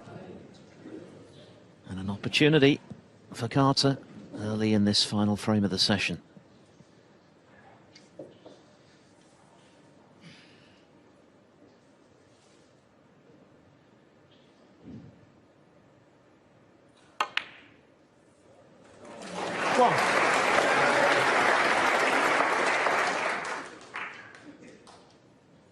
This is just the opportunity that Ali Carter was looking for, just to settle the nerves from the previous frame. He'd like to play for the red near the left corner to get position onto the black and bring that into play.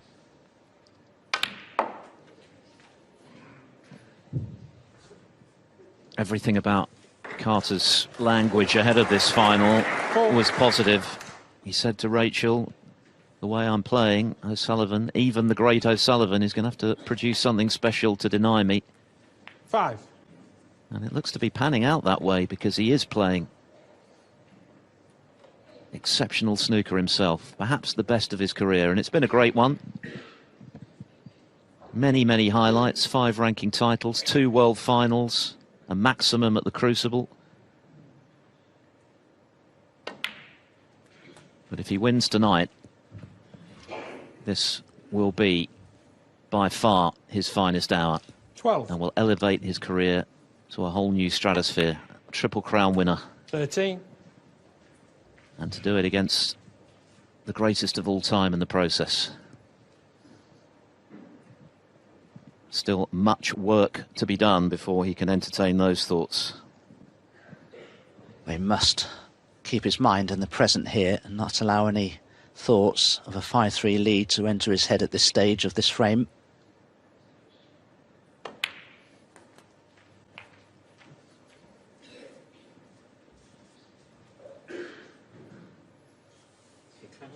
Yeah, sure. 20.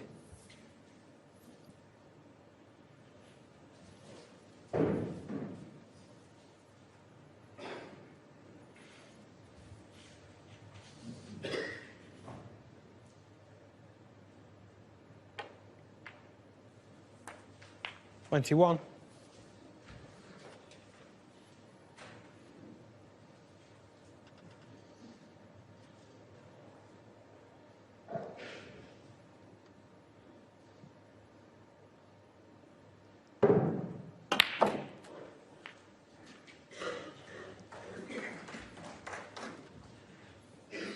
This is certainly a red 28. I'll be glad to see the back of, because it frees up the same pocket 29. for the red above the black.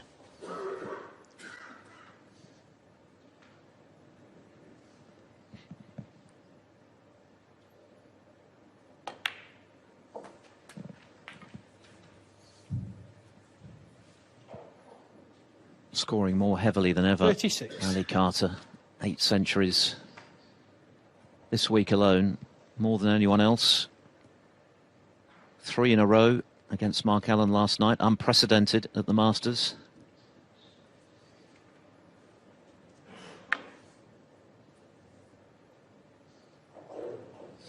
When you think he was a ball away from defeat against Judd Trump.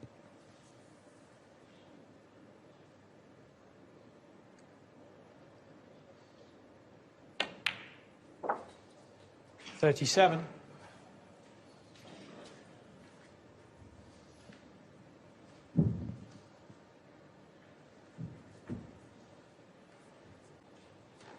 With the available loose reds, Ali Carter shouldn't need to worry about the 5 reds tied up below the pink.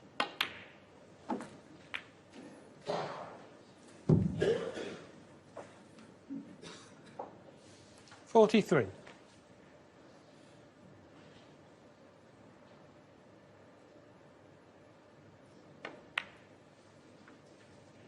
44.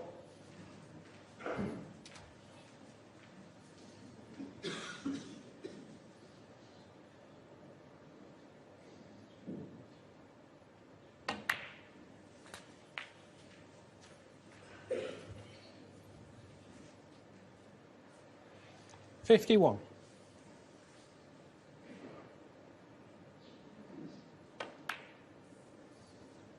52.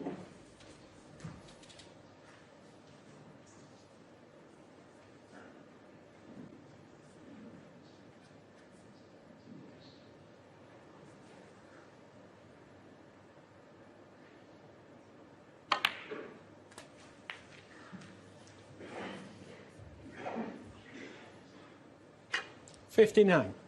Red colour red required for a 5-3 mid-session 60. interval lead going into tonight's final sessions.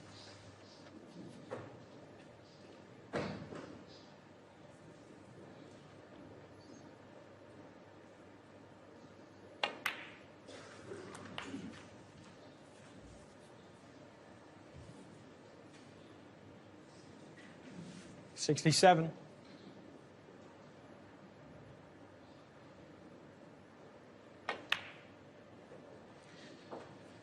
68. It's there.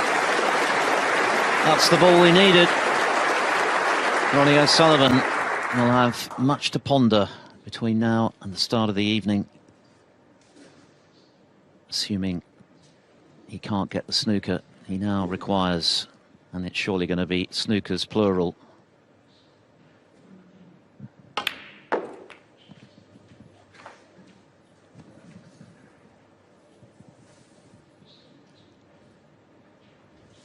$74.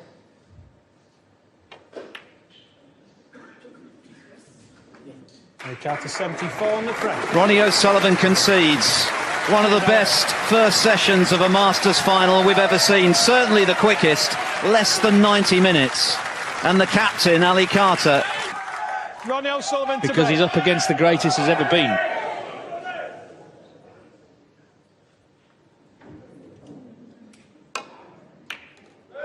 Ronnie O'Sullivan played a very open attacking game, but when they weren't going in he was punished. Ali Carter made 2 centuries and looked very, very good. But this nil, the session obviously, that really counts. Yeah, all week he's done it, but like you say, in this pulsating atmosphere at the Ali Pali tonight, he's got to finish off the job.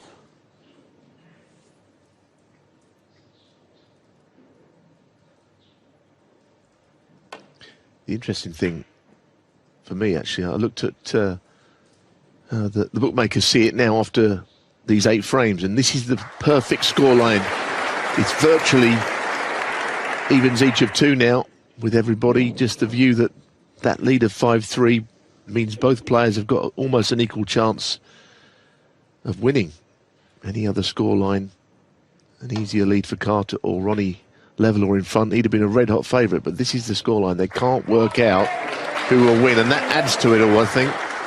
You could have a strong opinion either way, but you could be wrong. It was played at a breakneck speed this afternoon, the average frame time, just 11 minutes. We'll see whether that continues. It's such a big evening, particularly for Carter, of course, trying to win one of these major titles. Oh dear. Well, the reason for that was actually the red on the right of the table near Ben Williams right now, because he didn't want to play thin off the bunch and hit that one on the way back. So he went the other way, missed it altogether. That was the reason for it. Got to be careful not to push this. Ben Williams on the spot. And he certainly didn't push it.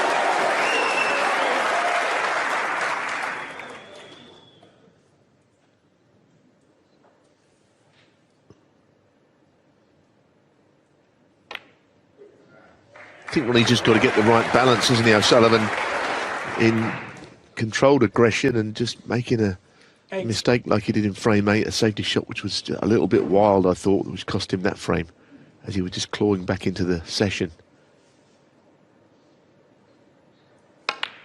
It's going to be terrific tonight. 9.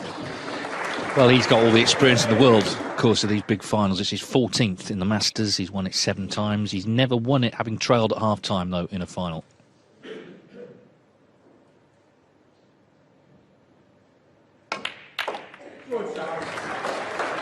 It's a nice split, like a meaty contact with the bunch, but it could have 14. broke better for him. Obviously, the element of luck is always there when you don't really know where the balls are going to go. You just hope that something will spread well enough to be potable. Where's his next pot coming from? I don't think anywhere here. Already looking at potential safety areas. And this is it. The balance is to be met with paying attention to safety shots in positions like this, rather than just being a little reckless. It's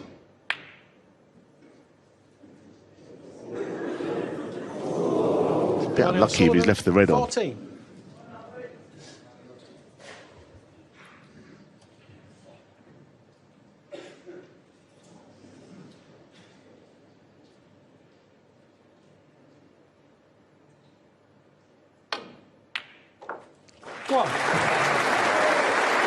Well, let's see how Ali Carter is feeling. As I say, he looked confident walking in. He's looked confident all week. Of course, he's had, I mean, you always get a tough draw at the Masters, but his has been particularly brutal. He's had Mark Williams, of course, Judd Trump, Mark Allen, and now Ronnie O'Sullivan. He's stayed positive. His temperament's been good. All of that he needs to continue for however long this match lasts for tonight. Yeah, as I say, O'Sullivan was a bit unfortunate there with the red hitting the bump and going back towards the cue ball. It's a good layout of reds, but as you can see, black tied up, pink not easy to get on. 6.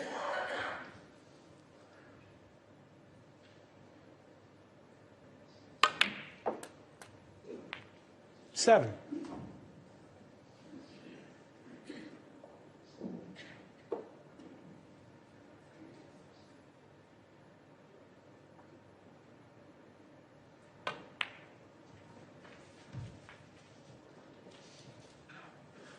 Of course, it's been a long break, hasn't it, since the end of the first session, 3.5 hours or so. So 13. Just getting used to the surroundings again here. Bit of table time early on. Yeah, for the spectators with all-day tickets as well, a lot of time for them to mill around and eat and drink or whatever they decided to do. Because, as you say, the first session was played at such a rate of knots that 18. there was a big gap.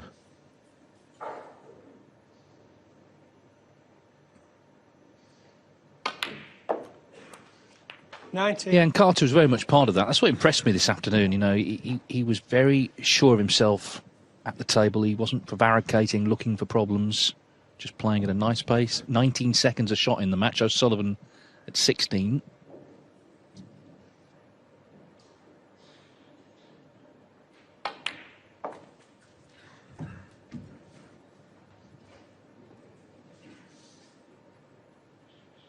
$24.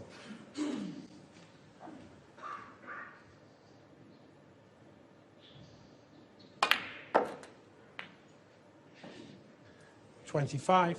Also well played to finish just perfectly on the blue there, top side, just. Yeah, 2 centuries this afternoon to take his tally to 8. That's equaling Ronnie O'Sullivan's record in the Masters. He's done that twice.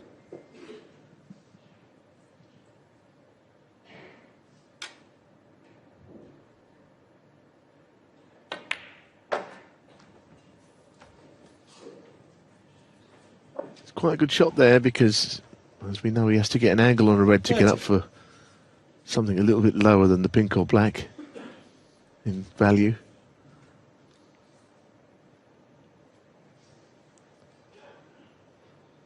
Let's see what kind of angle he does have. Not a wide angle, but he has got the other red, which is definitely taking him up the table.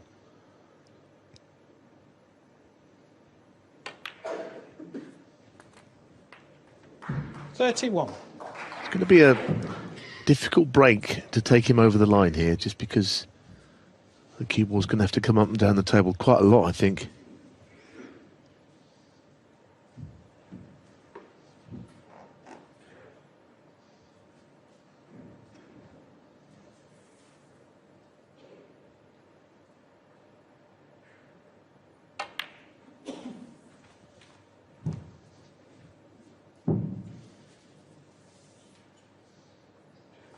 $34.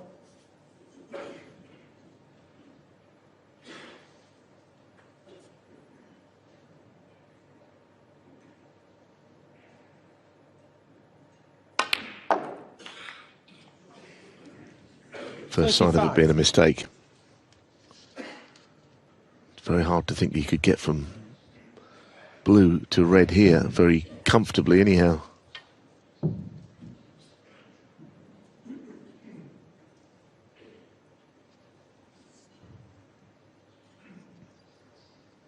What we can do is drop this in, I think. Can't play all around the angles. It makes the pot missable. This next red now is eminently missable. 40. Whether he goes for the red close to the right corner, or he's got a different way of playing it to keep the ball safe if he misses. He's playing the big shot. No. Deciding it was all too much. It's a bit unfortunate that he's gone off from there. I think he played the right shot under the circumstances, the safety shot, but he went off, sadly, for him.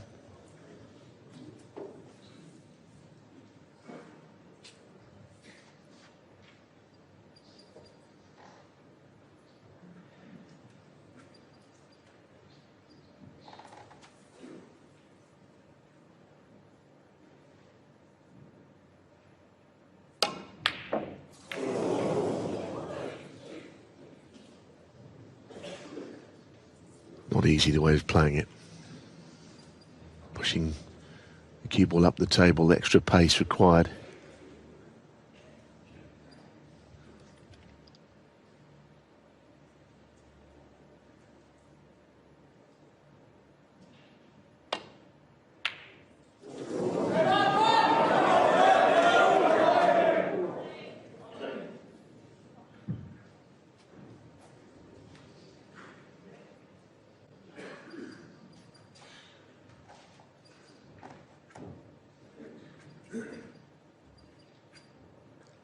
Not an easy starter if he plays it into the right corner, but it offers plenty.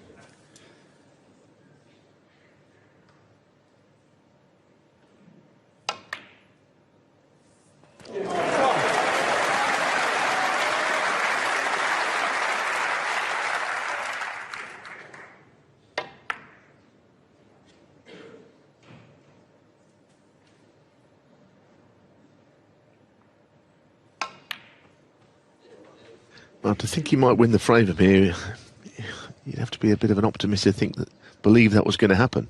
Four. But those points deficit you could get into and at least make it at least a frame which goes down to the colours. Of course, he'd be trying to clear, but it's not an easy table.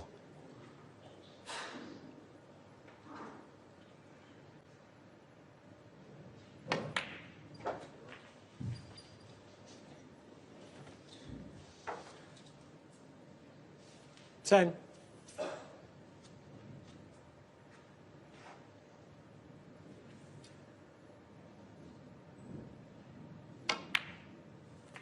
Playing the big shot here. Yesterday there was just some suggestion that they were not hugging the rail on these shots. He's got to force it. No problem there, although he didn't commit to it completely. Play it with more pace to land in behind the red. 18. Cue ball is kind of heading towards that left-hand red, if he wants it to, the one on the bolt line up the left side. If he's got any ideas about getting that one into play here. Well, I think he tried it. I think he tried to clip 19. it.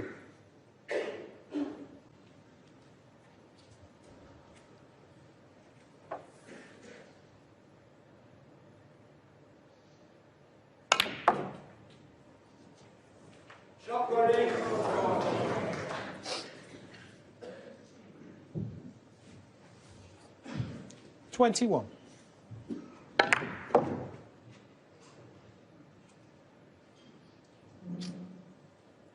Yeah, we had a close frame which enabled Carter to lead 4-2. There weren't many others that were all that close. A lot of big breaks, one-sided frames, but here we've got a tight one to begin the evening session and a very big frame.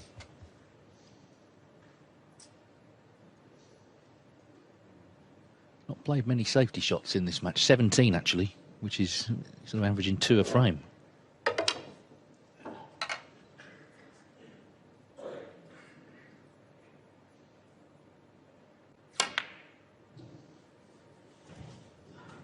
Thank you. RonnieO'Sullivan, 21.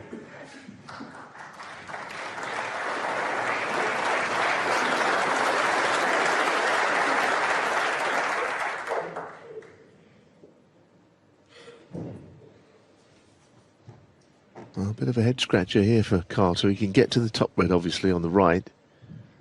But what does he do with it? I mean, to play safe from it. Getting back to bulk is not easy. You can double kiss that red or you can hit the other red on the way back. So it's not an easy escape, this.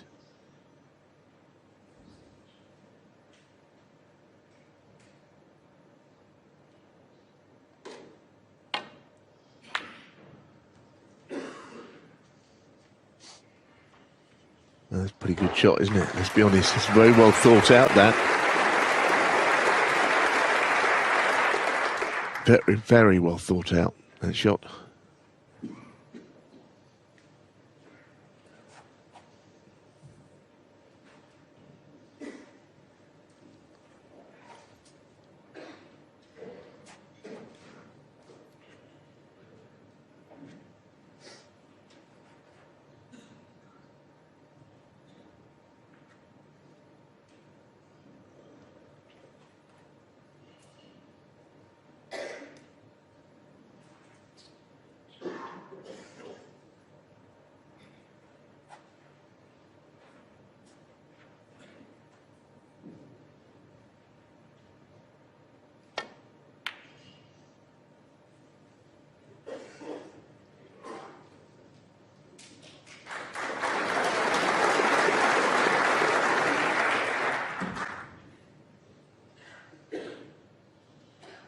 I think both players recognise the significance of this first frame of the evening session, especially with all the drama of the introductions and the crowd getting involved. They've all gone quiet.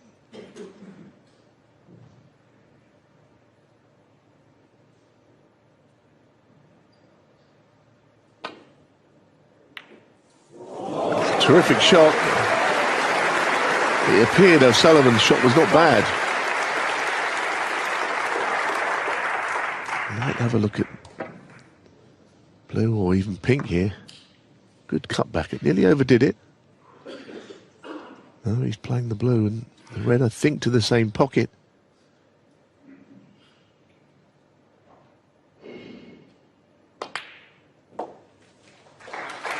Slight issue getting on the green, I think, with the brown sort of shielding it to its own pocket.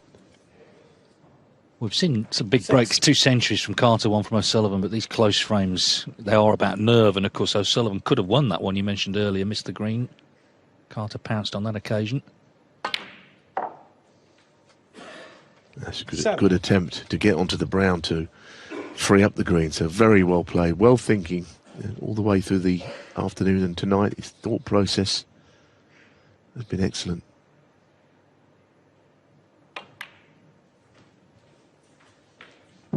Yeah, we know what a combative character, tenacious character he is. The head-to-head coming in, of course, 17-1 O'Sullivan. But Carter's played so well all week. 13. So had every right to be confident.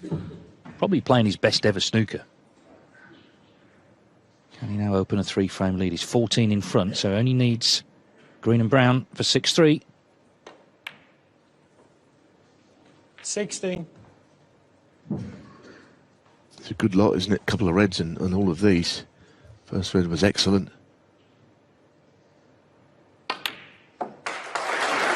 20.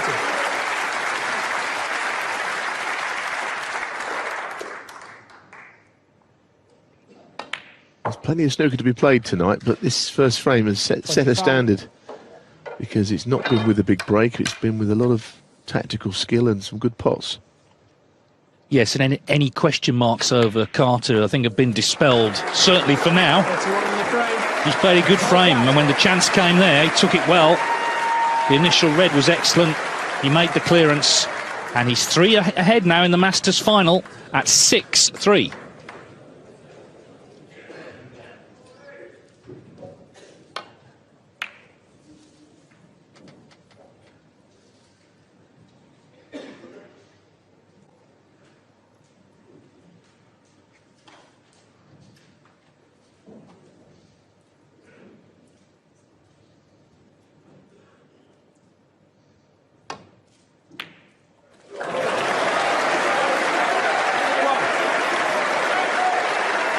Well, a lot of those sort of shots seem to be potted off the break these days, especially at this very highest level.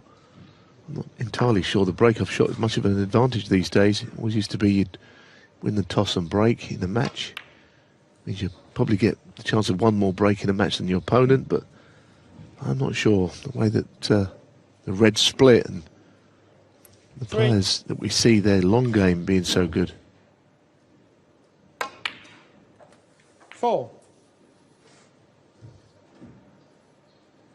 The red on the black spot, just above the black, is the one he would love to get on ASAP.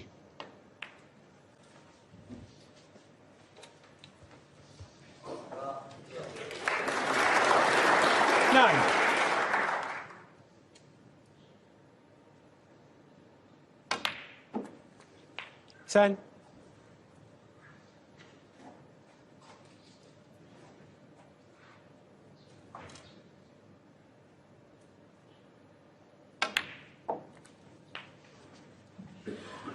It's a good shot.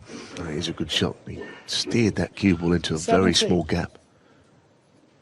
All about touch. 18. Now, does he go into the bunch or play the gentle cannon on the right-hand red to be on the one to the left of it below the bunch of reds?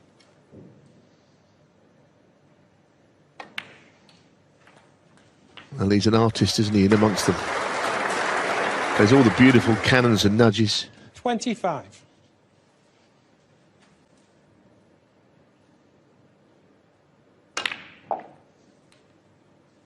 $26.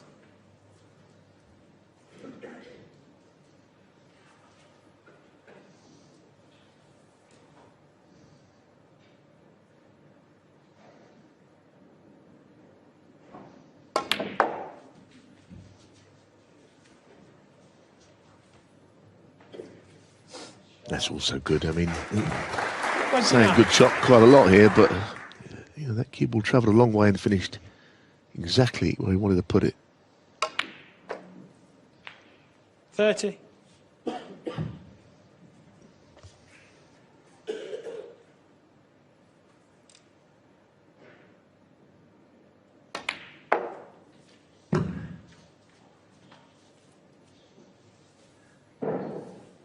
$35.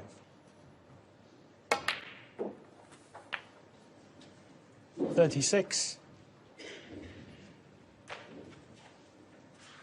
Well, 13 seconds a shot in this break, despite being under a little bit of pressure to make it. It's okay. It's okay. He's over a bunch of reds, but he's on one. The one he 43. played on as well.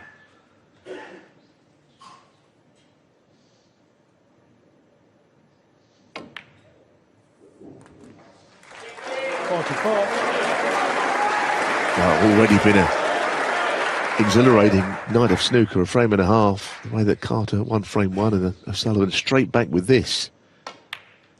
And Just give me a second. It's looking like more like a frame-winning chance all the time now.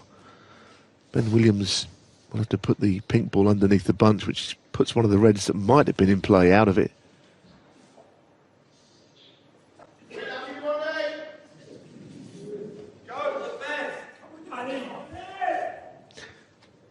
Well, I think the answer to what some of the audience were doing between sessions is evident. I think the local watering holes maybe have been visited, possibly. It was a quiet moment there, and it was just a chance to express your views about O'Sullivan, I think, for a few, which is fine, I suppose. Not on the shot, as long as that's between shots, we don't mind. 51. Now he's just got more work to do. The pink replacement has made him work harder.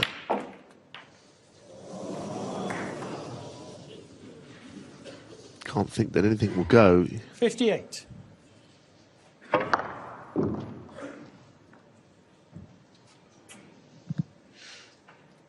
Doesn't really want to play the right-hand red because it's safe. There might have been a Tommy that had swatted it as some kind of a cross double, but it is not the shot. And he knows it. That was the sensible shot.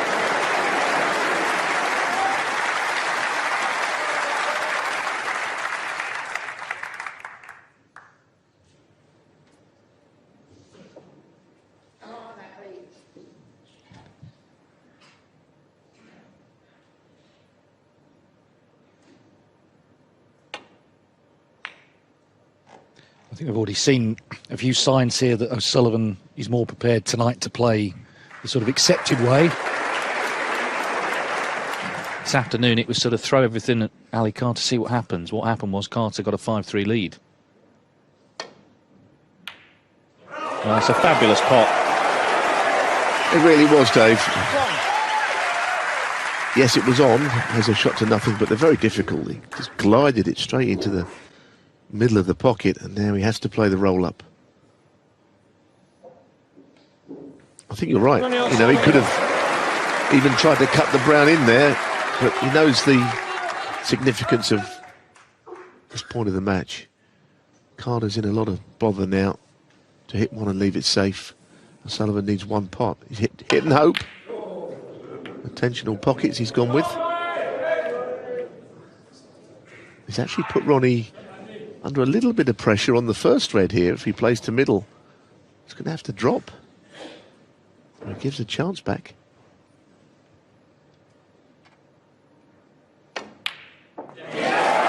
Well, it not only dropped, it thundered its way into the pocket, so it looks like 6-4. Yeah, I can see it, I get it. Spotted something on the blue, but this red, it's like a bullet going into that pocket. He didn't think about the dangers there, and there were a few. Had it somehow not gone in, I mean, you'd fancy him to get it, but I've seen a few like that missed. But there's no counter-attack in this frame from Carter. Okay.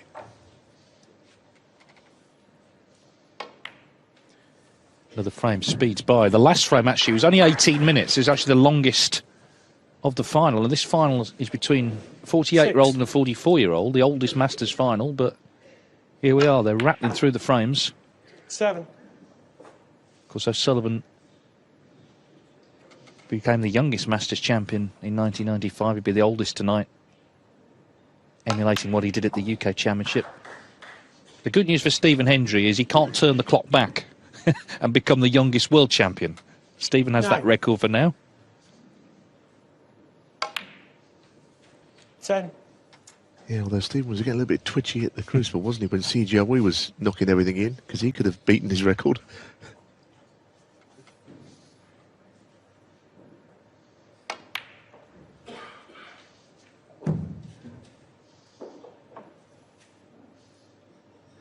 $12. Well, he looks more focused in terms of playing the sort of conventional way tonight. Still going to attack, of course, but 13. at other times being a little bit more sensible, maybe, and it makes him dangerous. He's dangerous however he plays, frankly. 18.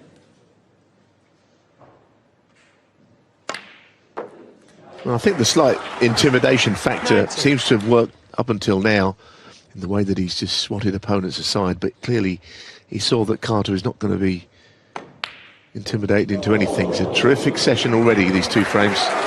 O'Sullivan has fired back after losing that close opening frame of the night. His family are here, his children, his mother. Big night, and O'Sullivan reduces the gap to 6-4.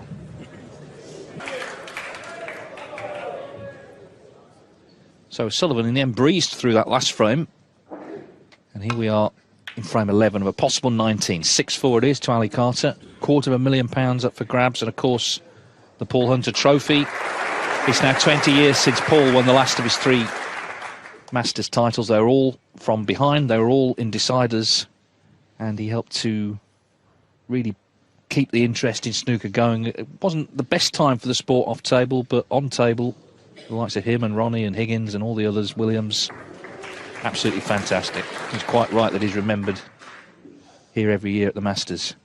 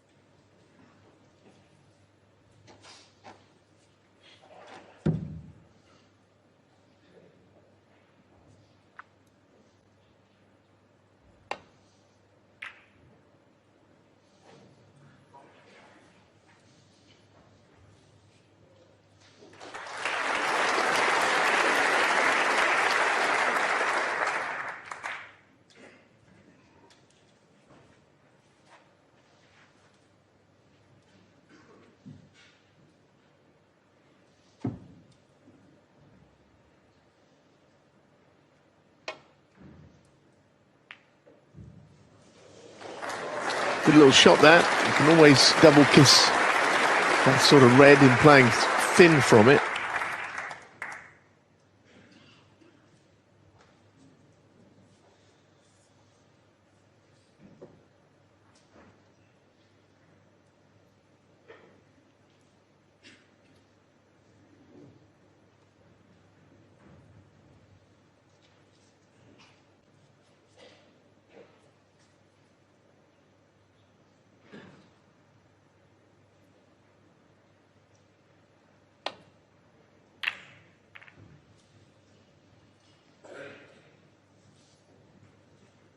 That's a good safety shot. He's covered both reds on the left side, although they wouldn't have been easy anyhow from where the cue balls landed.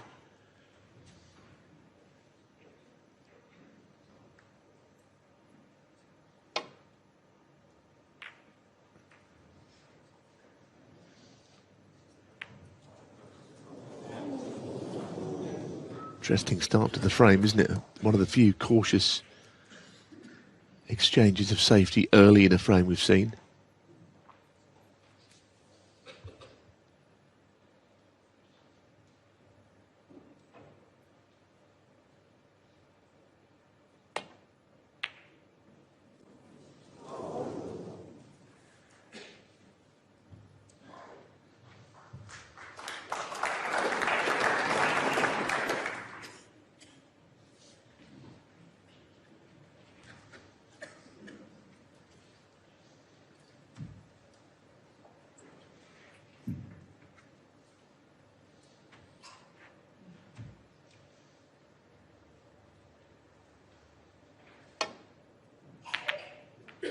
That was certainly the red to take him back to baulk, but there was always the risk of leaving something on.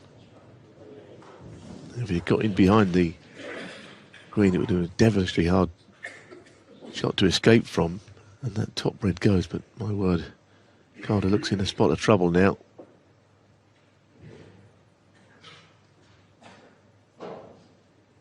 He can't think of a safety shot. Like I say, of the 2 reds on the right, the top one is potable, but well, it's not nice.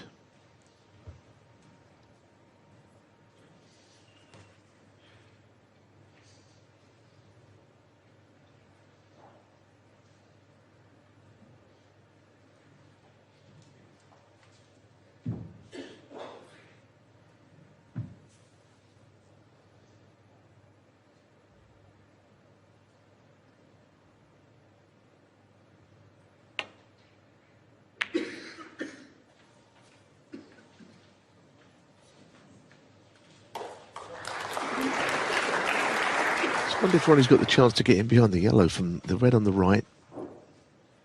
Coming in at an angle just to miss the brown. He could take the cue ball into an awkward spot here. He's gone towards the green, which it's hard to think he could have got the snooker, but he's keeping things tight.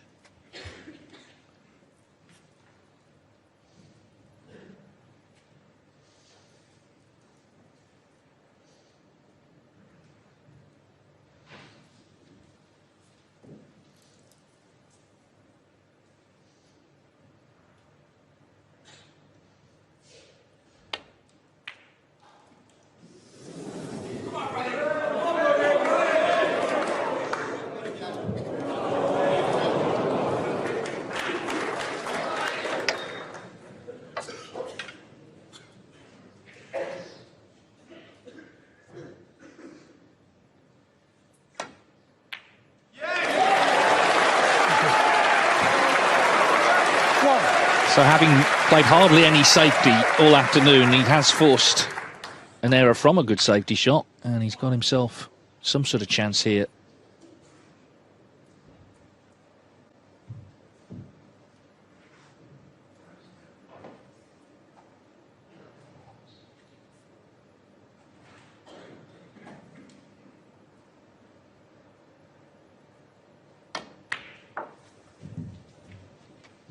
Yeah, and it's not an easy table, but with 5 or 6 reds available to him at this stage, 6.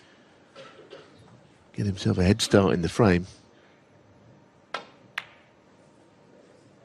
7.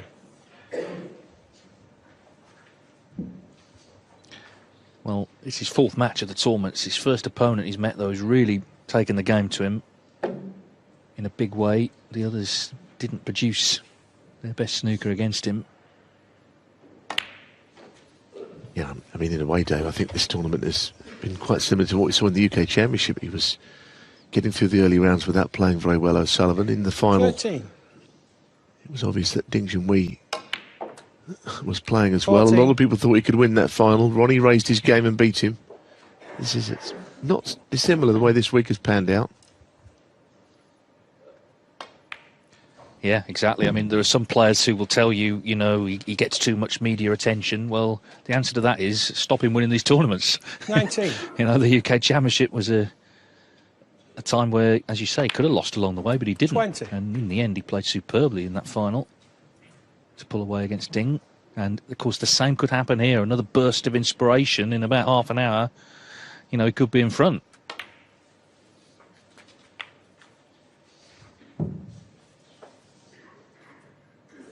$26.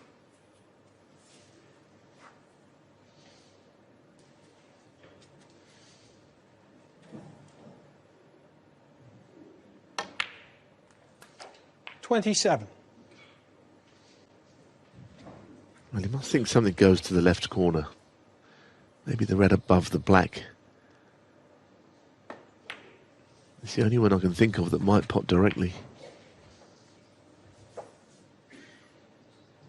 There you see it. 33. It will go. It's not a full pocket, but pots it into the thick side of the pocket. He'll be all right. 34. Now, though, where are the shots coming from? I think a red to the same pocket as the pink. You can see it sticking out there. If nothing else, he'll develop other reds playing this shot. 40.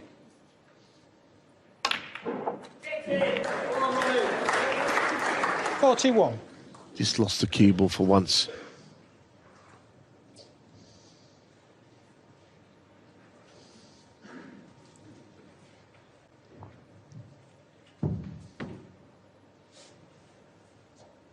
Sort of shot where I don't think it's in off in the left corner, but the cue ball's heading in that direction.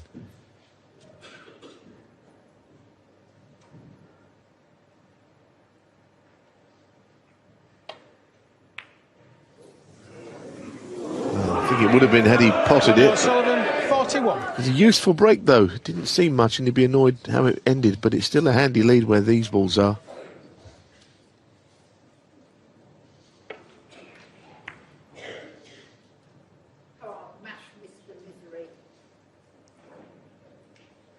quieten it down, please. Thank you. Yeah, a few members of the audience just getting a bit too involved maybe, although let's see where we are if it's close later on. The excitement levels go up. It's been a fantastic week. Tickets went on general sale this morning for next year, already selling really well. Oh, what a pot from the captain. He's been so positive as well. We talk about O'Sullivan taking his shots, and Ali Carter has done the same. But it's a tough table, this. Good pot, though, as you say. And that little red, I think, we just thread through there, or he certainly believes it. Now, has he got a shot to pot? 7. The red and get the black into play, all of a sudden it's not quite such a tough table anymore.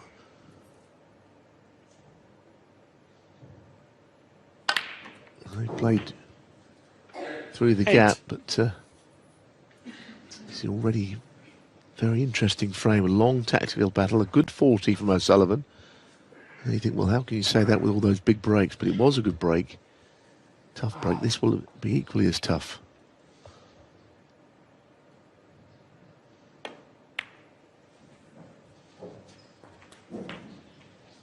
He's trying to right what in his own mind was a wrong, which was him losing the final on his last appearance here 4 years ago to Stuart 14. Bingham. Bingham played really well at the end. Ali Carter felt he should have won from 7-5 up. He's been like a coiled spring ever since, trying to get 15. back here.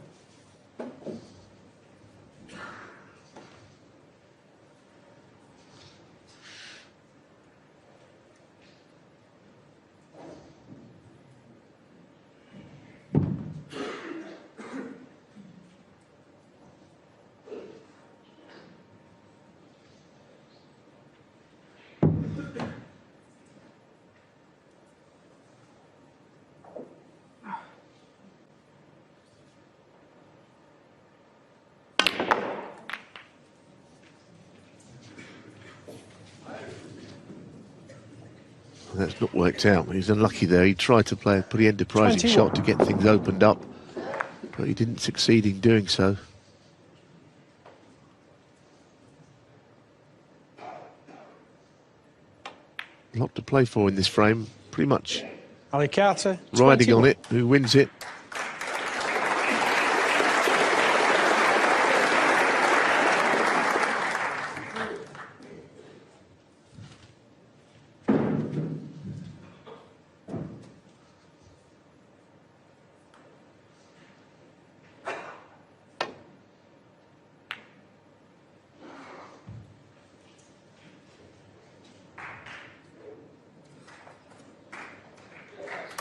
All these shots are a little bit different, aren't they, now that O'Sullivan is playing? He's making every shot count. There was another fine safety. And Carter looking to return the compliment here. Bit pacey, this one. Cue ball is racing back.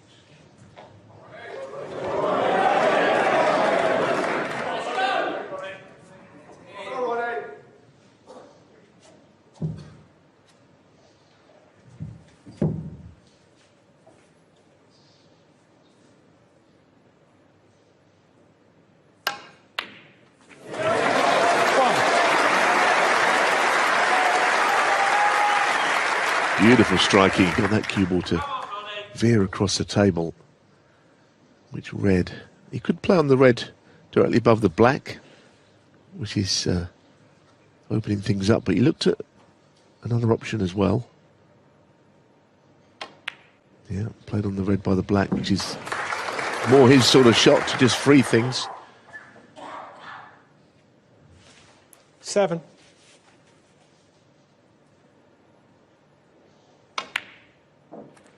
Eight.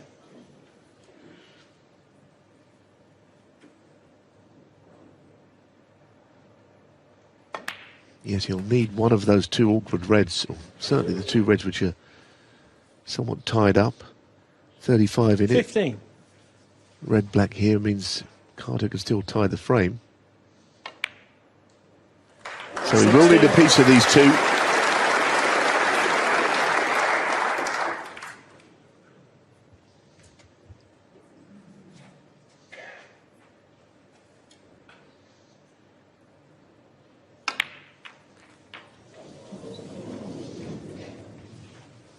more than he wanted. He's probably got a free shot at this red up the table 23. here with this lead. And also a red at the other end of the table. That would be more difficult for Carter to get a black from it. Or taking it to the middle at a very acute angle is the other option. Oh, what a shot.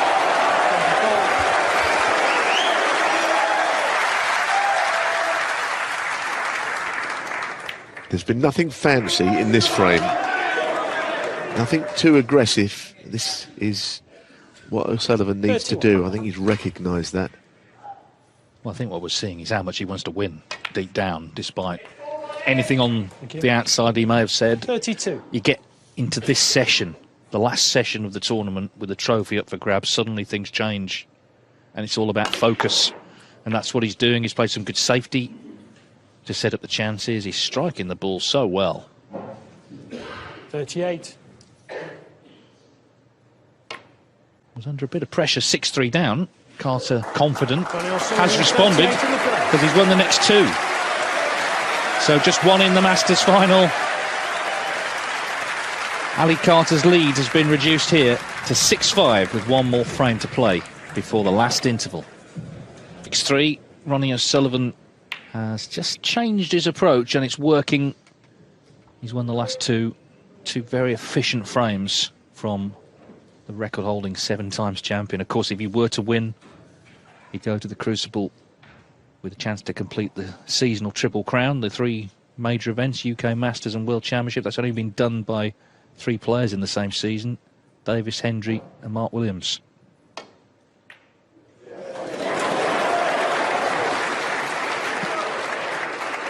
One.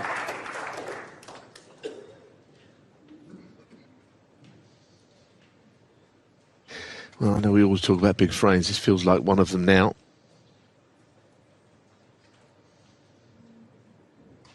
There's James Maddison, footballer. Rather, I was going to say a rather quieter affair than he's used to, but of course it gets rather rowdy at times. It's just sporadic. Snooker's not a team game, of course. You're out on your own.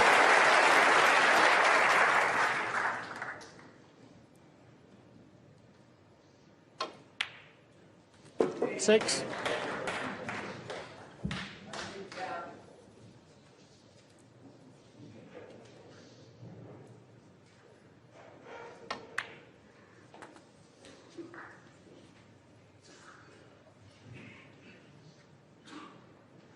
$13.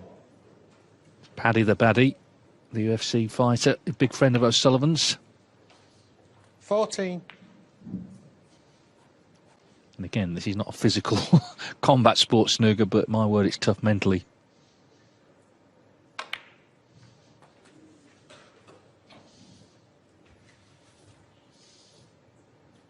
$21.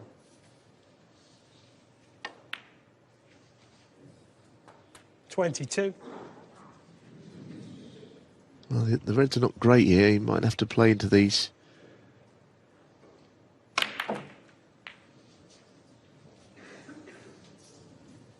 Don't know if he's left anything to the right middle. It seems not. 29. He's desperately looking for something to keep this break going. Can only see, because those two are tied up, that he's got a red up into the yellow pocket. Not easy, this.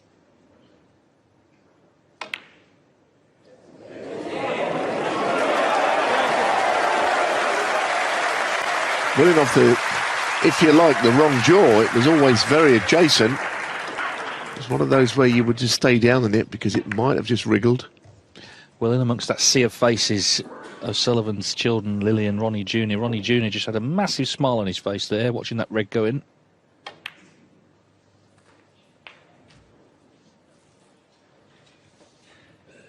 Not so much Ali Carter. 37. Well, he's been hit by a bit of a burst here, hasn't he, in these last 2.5 frames. It's 38. been pretty irresistible stuff from O'Sullivan, has to be said. Yeah, it's like I was saying, it's what happened in the UK final. It happened in the Shanghai Masters, actually, several times along the way in that tournament. He just found these sort of 2 or 3 frames of inspiration when he needed them. 45.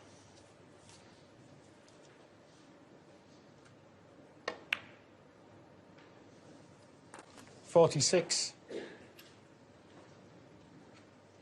Chance to level up then and really set up a thrilling conclusion to this Masters final.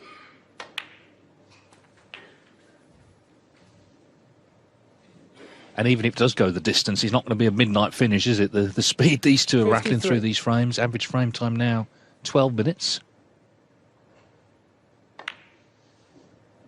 54. All these sports people coming along are watching one of the all-time great sportsmen here, still going strong at the highest level, the top level. 30 years after he made his debut at the Masters. 29 years since he first won it. 60. And responding here in adversity, which is what great champions in any sport do. 61. Yeah, could go down the table happily knowing that that red is there. Although he's a bit straight on the green. He would like to a bit of an angle to get close to the red, which will be, with the colour, enough. 64.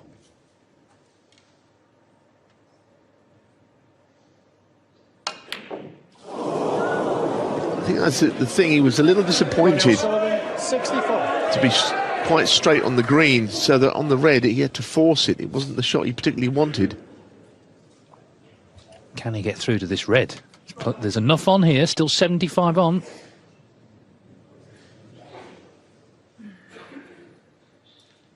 Well, you talk about big moments, potentially. Well, I think it goes easily. I think he can clearly get to enough of that red to pot it.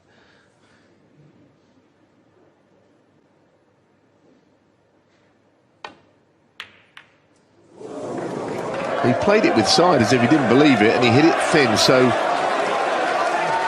I think he made a mistake there. He went comfortably. Whether you pot it or not, he didn't need to put side on to make it gettable. He could already get to it. Yeah, you're conjuring up images of a clearance from the gods there, aren't you? But in fact, the first red doesn't go in, and O'Sullivan is 2 pots away from 6 each. He looks from behind the line, he sees it goes. If the red goes in, that clearance that you mentioned was really on, actually. He just fell at the first hurdle.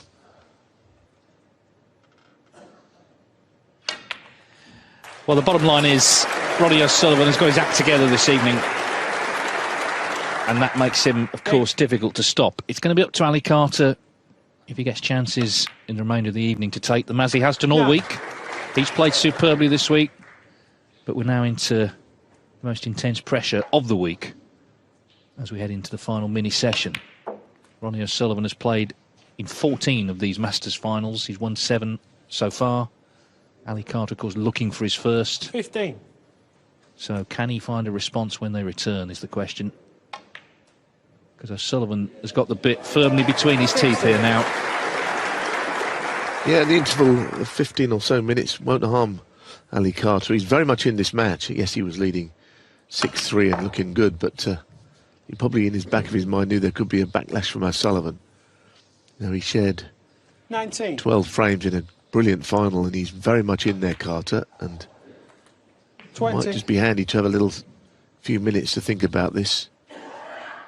He's playing well enough,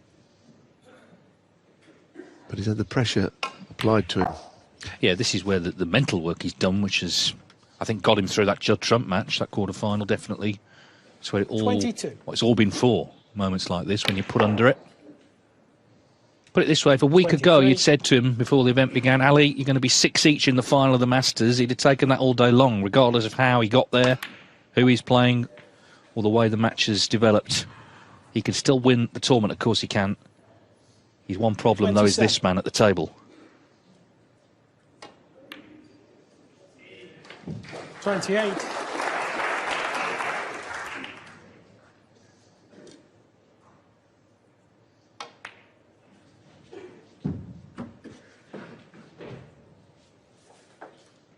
$33.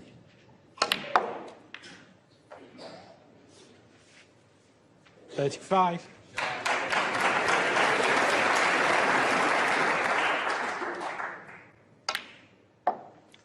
38.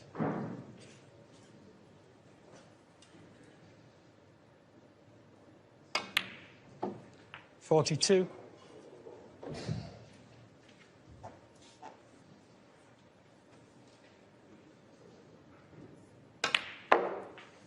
47. So Ali Carter made the running this afternoon. He won the first frame tonight, a close affair. 53. But since then, Ronnie O'Sullivan has been completely dominant. He's taken 3 on the spin, and as the players head off for the last interval of this Masters final, they cannot be split. What a finish we've got coming up for you. Ronnie O'Sullivan to break. It's 6-all, but these matches, they have their rhythms. It can turn again. O'Sullivan's gone favourite, obviously, now, but as I say, there's plenty of snooker left to be played tonight. Bearing in mind, a lot of people thought he would win comfortably anyway. That's not happened. Ali Carter's played well all week. He's played well all day. Can he produce the goods now when it really matters? Interesting break-off, wasn't it? Because the red to the right came straight back into where it come from.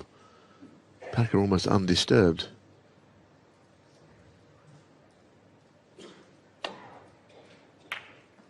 There's footage, isn't there, of, I think, a match in Pot Black many years ago where Doug Mountjoy broke off and the balls went right back into the shape of the triangle. I don't think I've ever seen that since.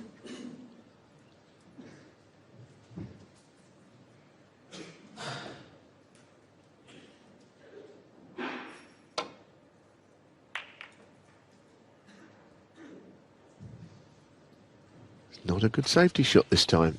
Cue ball has travelled a bit. Has he left that red closer to the left pocket? Oh, it's not hanging over the pocket. I think he has. Again, he didn't like it last time, and that one goes as well. I don't think he's seeing these. He can get to it. He can pop this. And he had one not dissimilar, and guys in the studio were suggesting that he kind of didn't feel comfortable on it, but that will pot.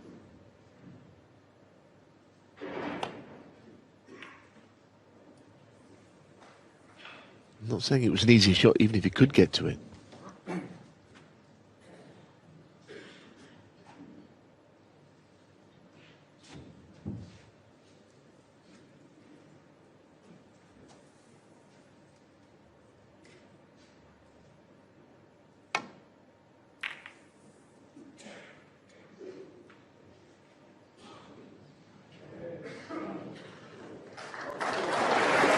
Yeah, that one shot for O'Sullivan just underlines his different approach tonight. It was all guns blazing this afternoon, trying to pot anything, but now it's the proper stuff, and that obviously is trouble for the man at the table. Played well this afternoon, Carter, no two ways about it. He was getting quite a few openings sort of handed to him, though.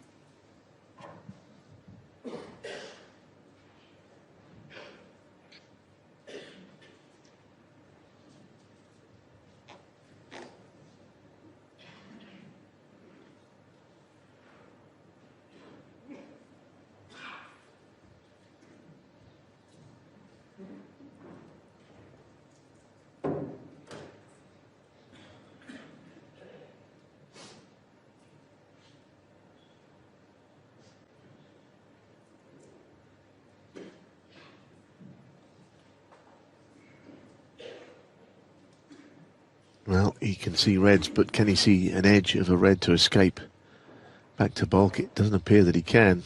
It's one of these awkward safety shots that you're faced with. You can see the middle of any cluster, but not anything else.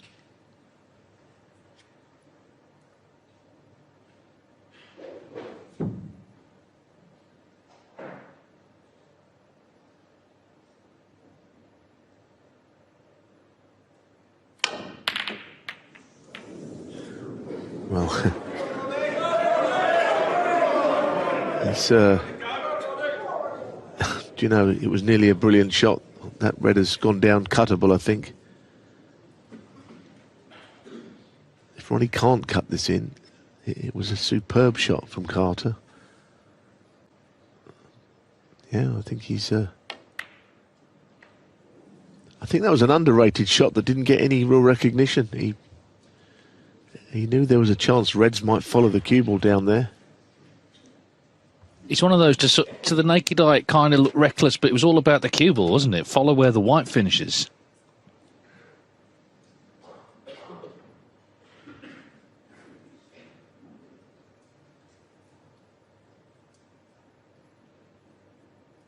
This is really tough. Ah, great shot. I mean, you think back to that Stephen Hendry shot in that final against Mark Williams, the final back. This was tougher. Hendry's was from across the table a bit more. But in the end, of course, Mark Williams won that match on the final black.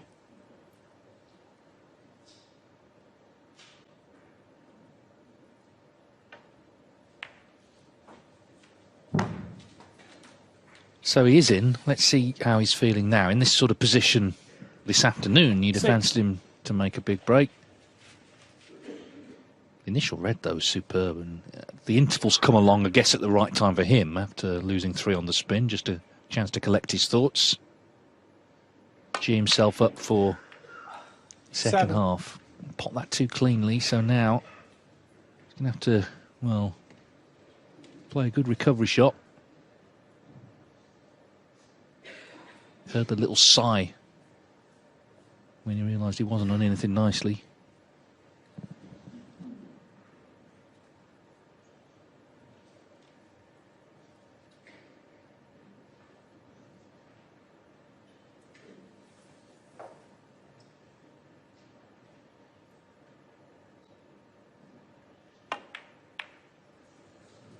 A fantastic shot, you know. I know how he just crept in, but he really did not panic on that shot. 14. He put everything into it. He thought, well, if I miss it, then I'm in trouble, but best not miss it. Really brilliant shot that was. 15. I know there's a lot of bravery in the world. Snooker's not part of it, but that's the nearest thing I can think of. I think that's what's been impressive about this final. They've both really gone for it. Obviously, you have to play safe at times, but you know, when chances have been there, and they haven't always been easy, the players have been trying to get in, trying to make something 42. happen. And Ali Carter's got that little bounce back now, hasn't he? That just went walkabout a little bit in the last half an hour. 23. Make no mistake, he is a very, very tough character, and he needs to show that toughness now in the heat of battle. Yeah, I think right now, Dave, this is a very important visit, isn't it?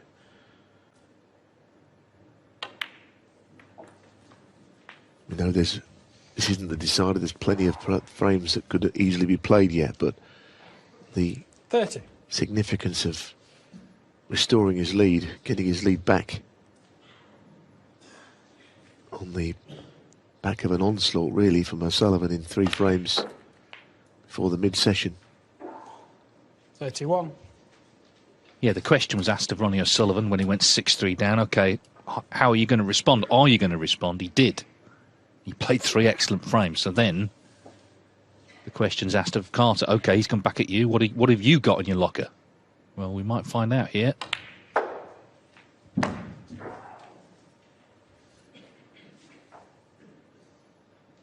$36.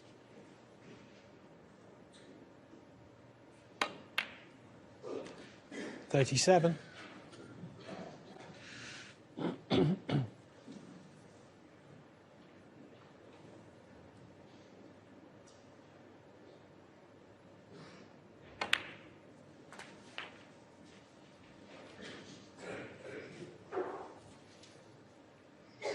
44. 45.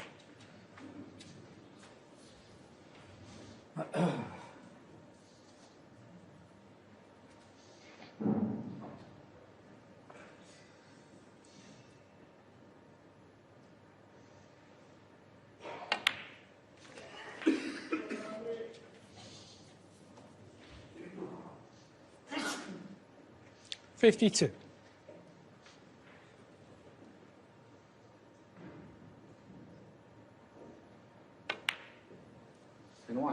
Yeah, sure. 53.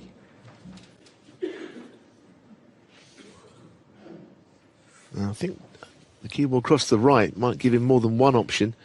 Clearly the red out on its own on the left is one he could end up on, but it could be that there's another red. The bottom red on the right could also be possible from that side of the table. Starting to go for that other red to the middle as he closes in on the winning line. 60. He's going to need a couple more reds here. So which way does he go? Red, blue and the one up the table? Or, like I say, there might be one other possibility in that cluster of 5. He doesn't really want to have to move reds. And as you can see, he's absolutely straight on that one. Cuts down his options a little bit. That's the one, speaking about, when he could put the cue ball where he was cueing, he would be fine. 2 shots time, of course.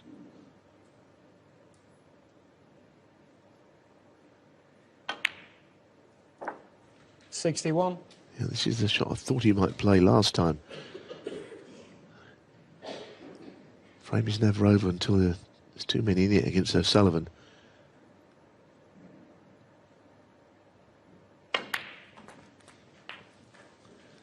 I think he's more than happy with that. That bounce around the table, he's on it. 68.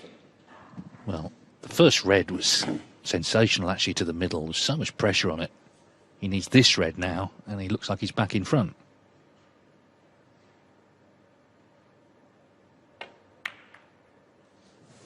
Oh, it wriggles in. I'm not sure. He was sure, but it dropped.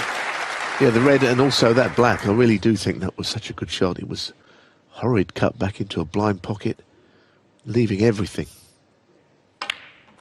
And it just made it, crept in. That might turn out to be a very important ball. 76. And he missed it. These could be O'Sullivan's.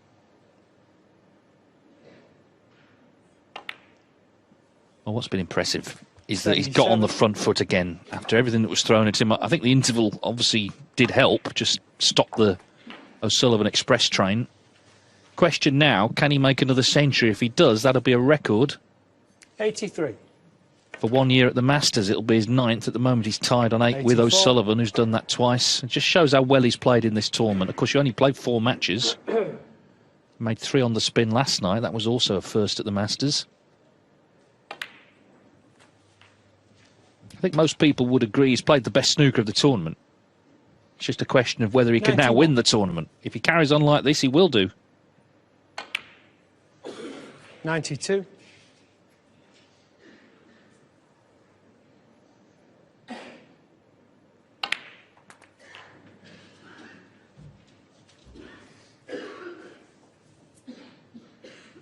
$99. So this is the ball for a 9th century, a new record at the Masters. What a response from Ali Carter. Ronnie O'Sullivan hit back hard from 6-3 down, but now the captain stepping it up himself. Yeah, and I don't think you would always associate him with a string of centuries, as you pointed out. That's the record. The terrific player that he is. He really has hit a purple patch this week. 106.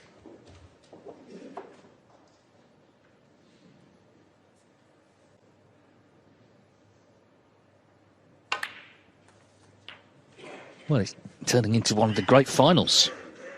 So much interest. 113. So much good snooker. 115. Ali Carter has won 5 ranking events, but this tonight, worried to win, considering where we are and who he's playing, would surely be his greatest achievement. Not least because of how well he would have played to win it.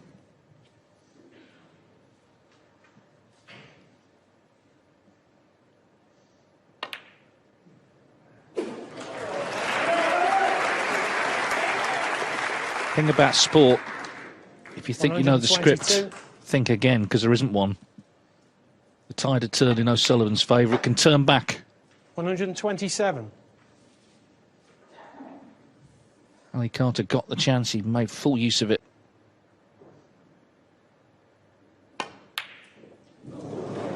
Break ends at 127. 127 in the frame. A record 9th century in this year's Masters for Ali Carter. He goes back in front, 7-6. He needs 3 more to become champion. Can I please remind you that when the players are down on the shot, could you not shout out, please? Thank you.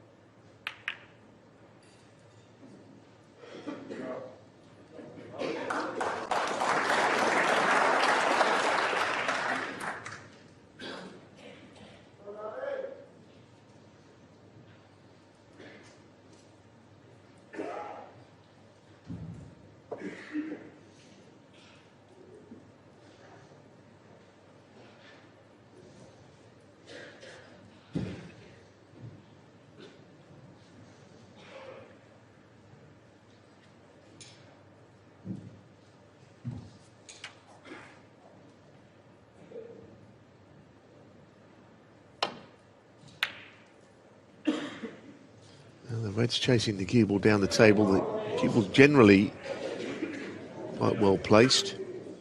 Now, can he get through to the pot that's in the middle? Is there enough of the red available? If he can, because it's a natural to get down towards the black. I reckon O'Sullivan can pot this.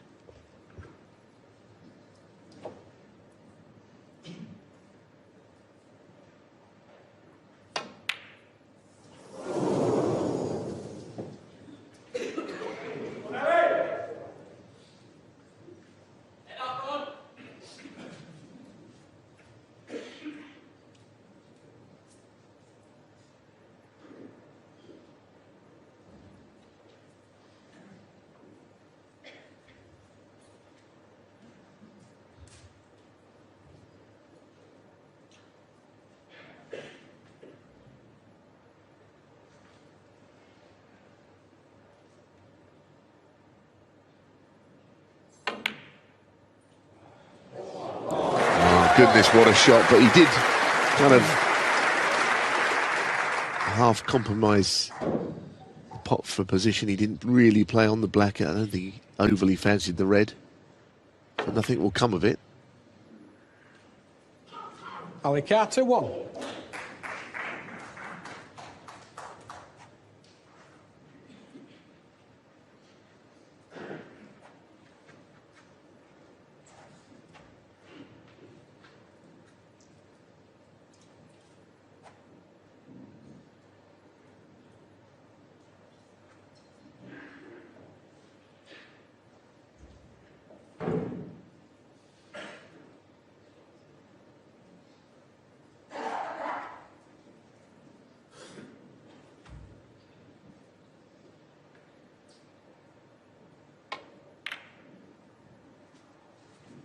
Oh, goodness me, what's that shot? Has he got there? He may have done. It was awfully risky, and the red to middle is another factor which he has covered both, but for a while it looked in the balance.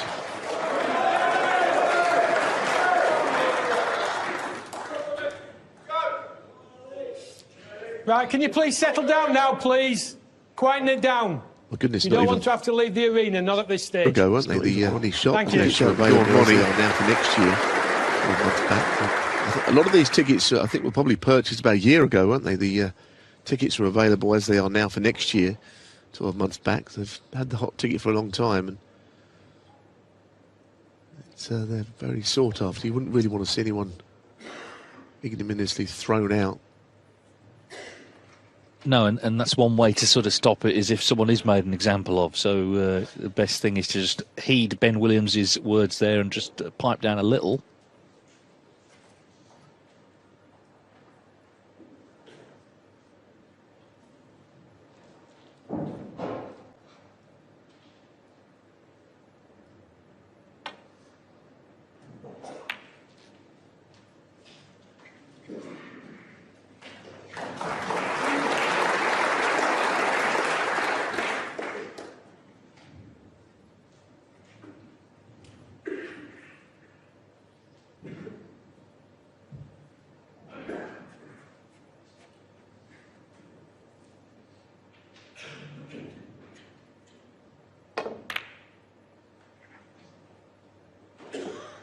these sort of safety shots with reds at the other end. It's all about finding this black cushion, the bottom cushion, time after time. At some point, one of these two probably end up playing a red to middle, but yeah, the degree of difficulty and the amount riding on the shot. I think he's considering potting one here, you know. They're all horribly difficult from this position, though. These sort of trickling reds to middle pocket, leaving the world if you do miss.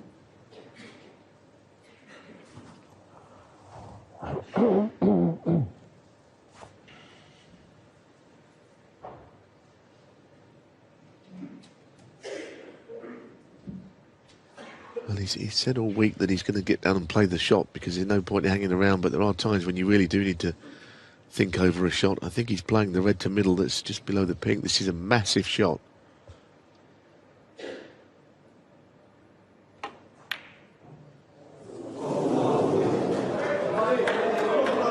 He needs some help here. He needs something to cover something else, but he hasn't got it.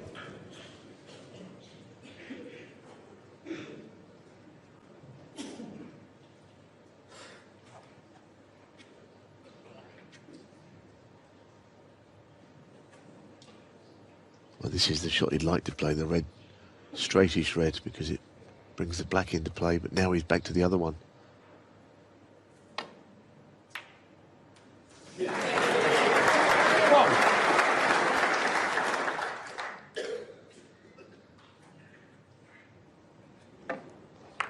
Well, he couldn't see any other shot but to go for it, and the value was clear. If it goes in, they're his.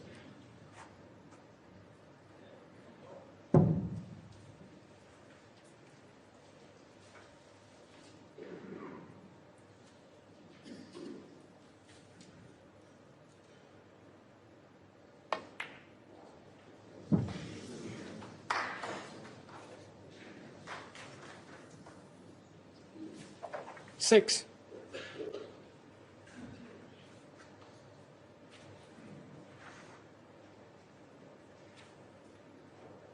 O'Sullivan also just taking a bit of extra care in the early stages of this break.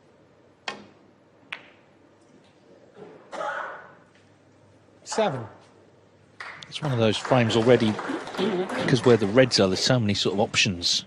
He's just working out what he feels is the best plan and who's going to argue with him. Record break builder, of course.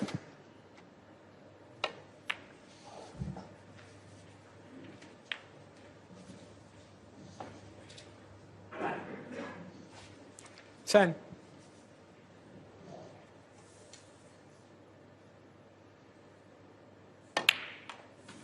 $11.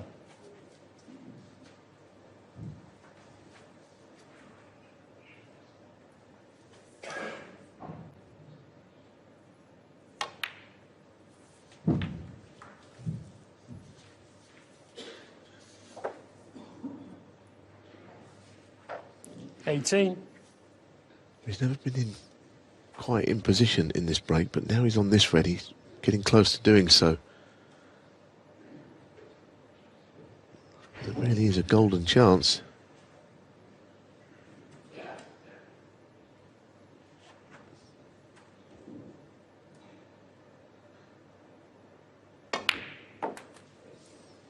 $19. Once again, not the right side of the blue, but the red on the brown spot, it will be next.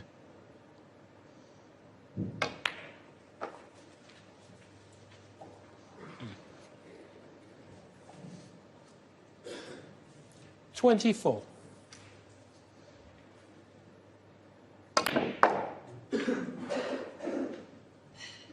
$25.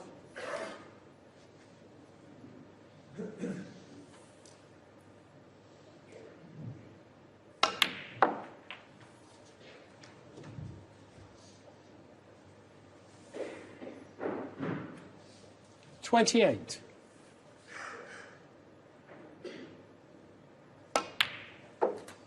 $29.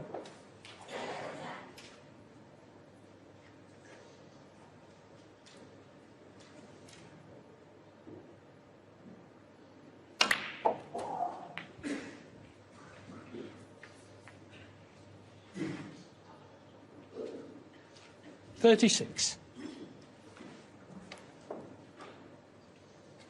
It's been a very considered break, this one. He's been a little bit slower with his thought process and shot selection than we'd usually see.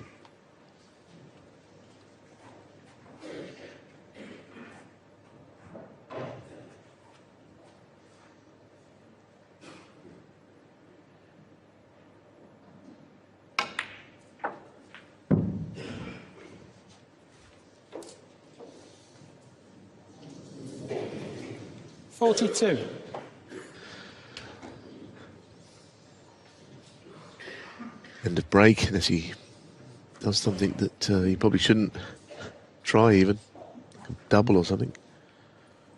Looks like he's going up the table. He's furious.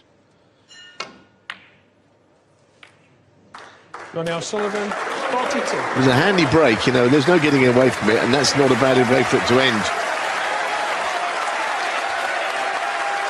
Yeah, and unlike this afternoon, he did play the safety. He's shaking his head. He's not happy, but played the right shot at the end. Keep the pressure on Carter. I think he knows that there's no time for any of that tonight. If he's going to, whatever happens, he's going to have to leave it all on the table. I think he's prepared to do so, as is this man.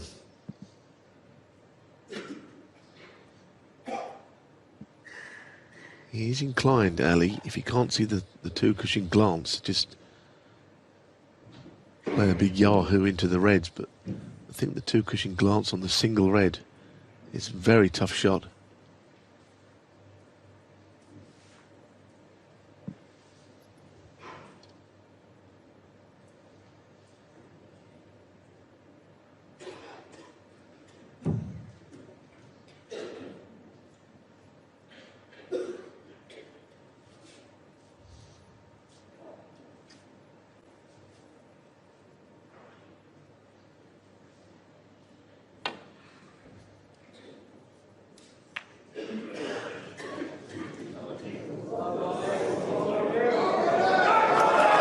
A little bit unlucky there. Played the thin contact, he hit just a fraction too much of it. Crowd are getting a bit too much now, I think. They're making a few noises, they're not helping people. And I don't think he's enjoying them. Well, like you say, it doesn't help O'Sullivan either. I'm not saying that's the reason he missed that. But players do need to be able to focus.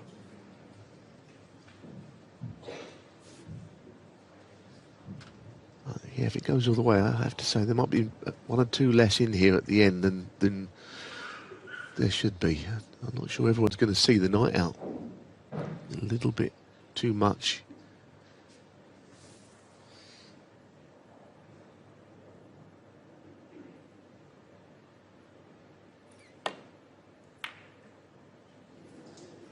I have a feeling that the red that Ronnie missed might not have been hanging over the middle. It might have been a bit of a narrow pot from where he was.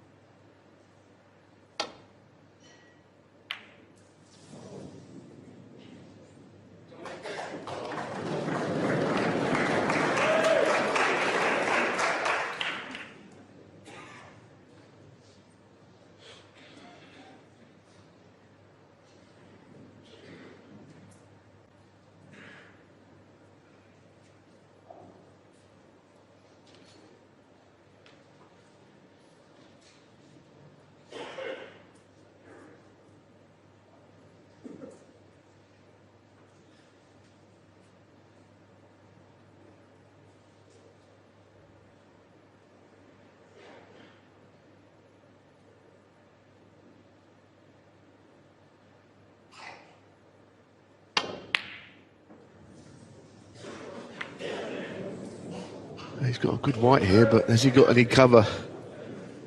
I tell you, if O'Sullivan can get to this red, there's a lot on it, and it's not simple. He can I think, get to the potting angle.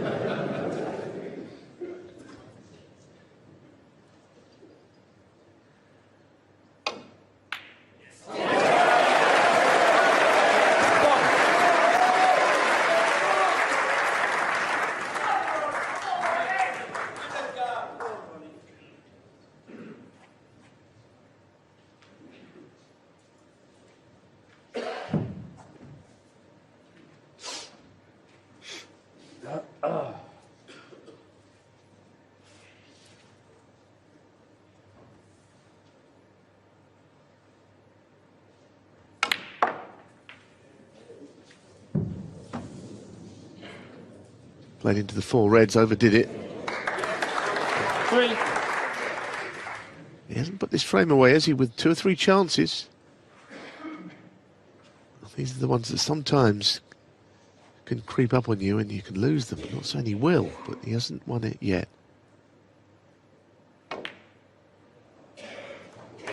Although that might go a long way to making him do so.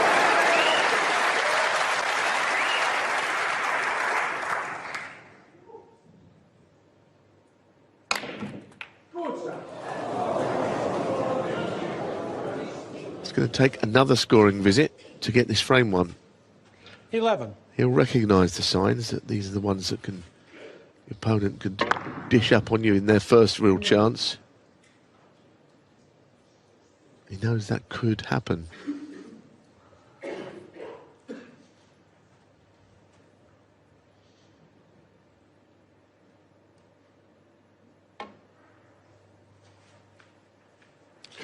RonnieO'Sullivan. Yeah, 11. there's always 2 things you need to look at. One, obviously, the score, which favours O'Sullivan, but then it's where the balls are, and they're kind of all on. 52 in it, still a possible 67 on.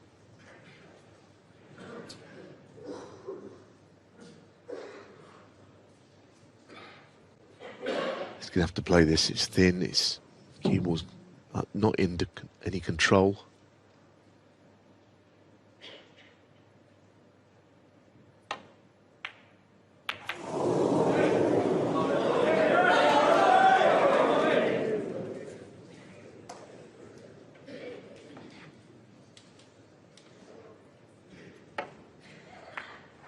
That was a tough shot, all right.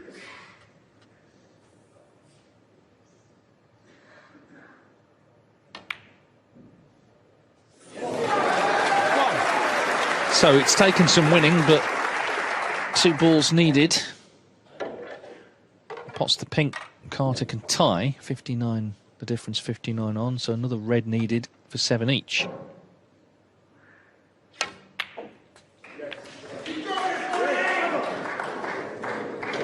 Well, that's, again, I'm not sure if he's on the bottom 7. red here. It's tight. Maybe with a trace of left-hand side, he could make that into a pot. The moment it's tight.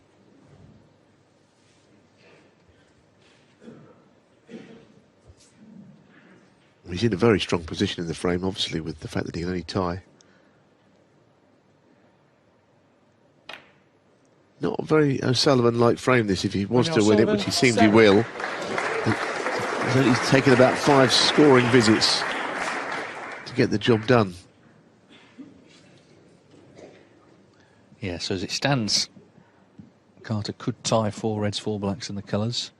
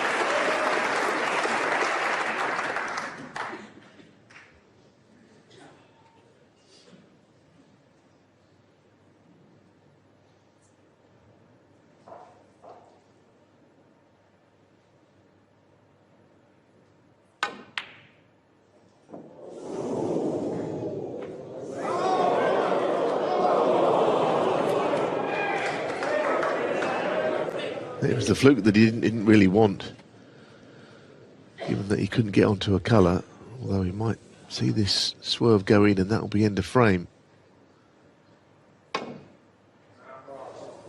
Goodness me. That's brought the frame back to life. Carter 4.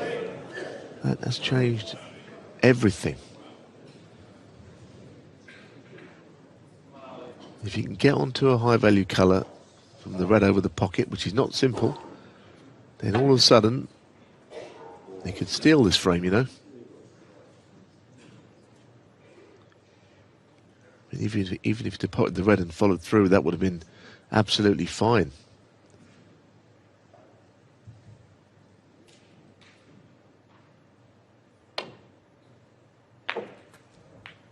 One. Tough shot that. He couldn't play the plant in case both reds went in, which would have been no good to him at all.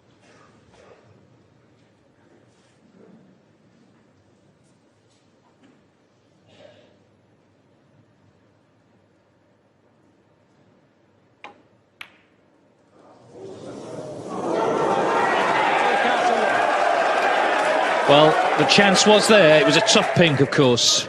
So now he needs the snooker, but he's left the red on. This has been quite comfortably the longest frame of the match. It's taken some winning. O'Sullivan will be very relieved, I think.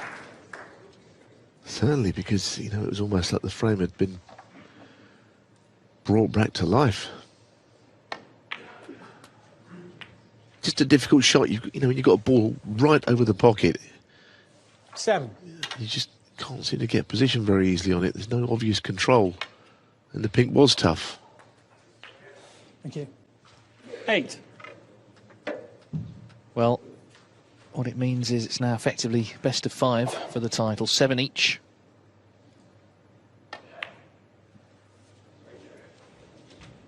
One of those frames does nothing for the nerves, and that includes people watching, never mind the players. 15. It's been a great week here, it really has, and we've ended up with a thrilling final.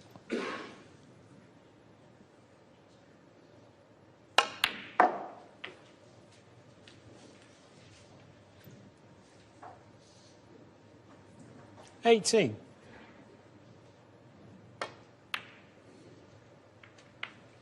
20.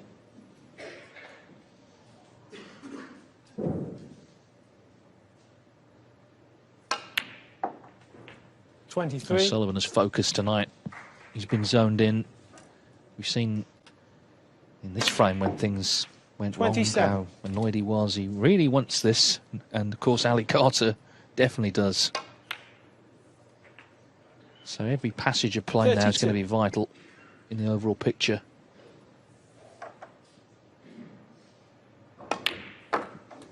This 38. visit just steadies the nerves a little bit, because this frame was in the balance when he fell to swerve to pop the red over the pocket, but Carter missed the pink.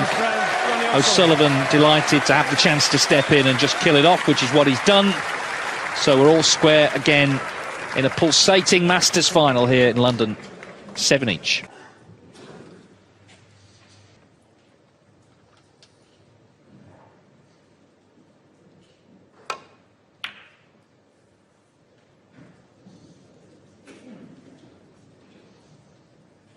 And there's that break-off again. I mean, he always says the break-off doesn't work. Whether he's changed something, the red's gone back into the bunch again.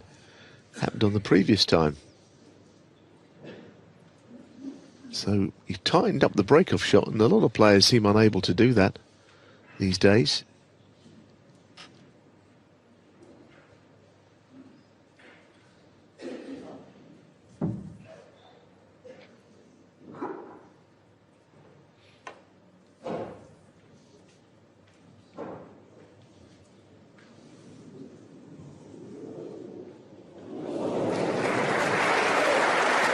Pretty big target to hit, and he managed to do so.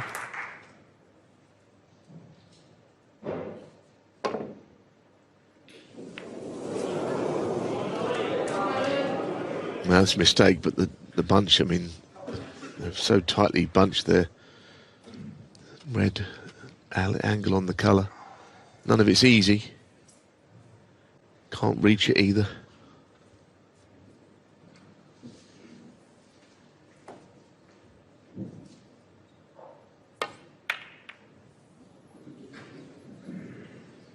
It's another attacking defensive shot, getting the Reds into play. Been a feature of this match, really. Every frame seems to have been open and flowing. The last one took some winning, yes, but overall they've both been really going for it.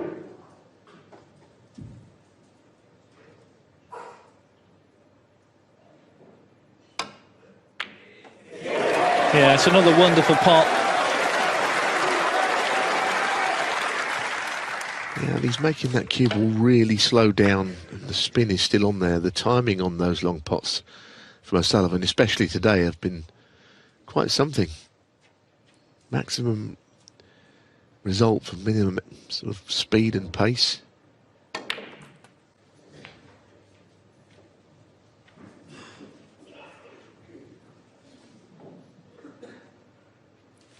Eight. I think the red slides through the middle of the others. That plant is not on, so it's not an option right now. 9. But as you can see, the black clearly is available.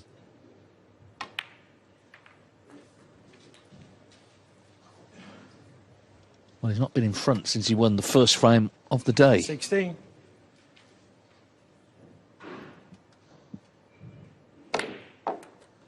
$17.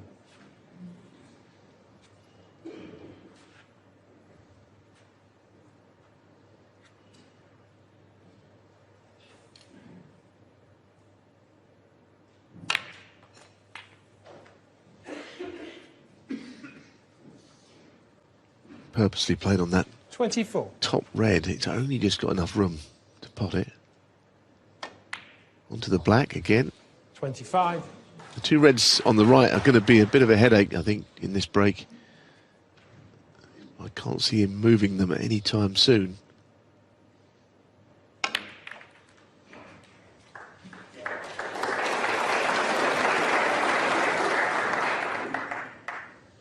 $32.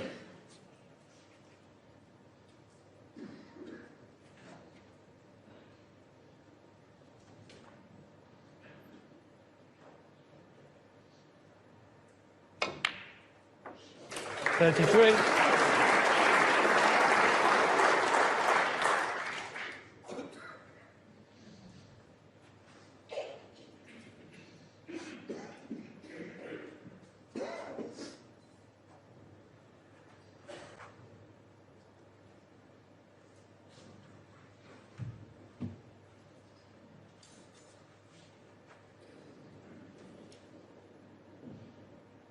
Down the left of the table, there's a couple of options there. He looked along the line, and that's seemingly perfectly played. I mean, you couldn't have put it better 37. with your hand. Look at that. He can run through on the black.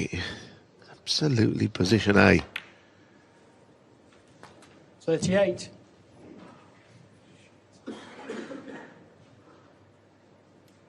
Less pleased with that one, though.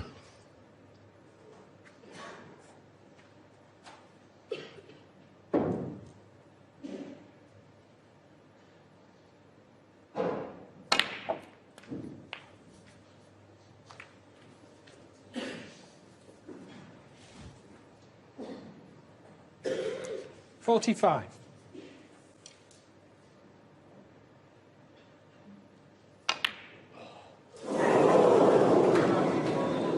RonnieO'Sullivan, 45. Well, that's the first one. He has put in a quick one. I'm not sure what it was. It was a bit of a jab or something that was not part of the O'Sullivan machine.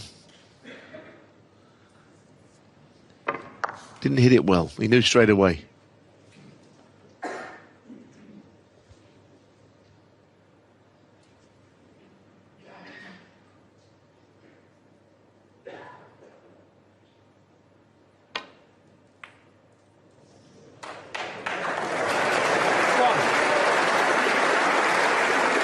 Well, they're all big moments, aren't they, from here on in? But this feels like one. O'Sullivan, as I say, was looking to go in front for the first time since he won the first frame. It's faltered. It's up to Carter now to step in.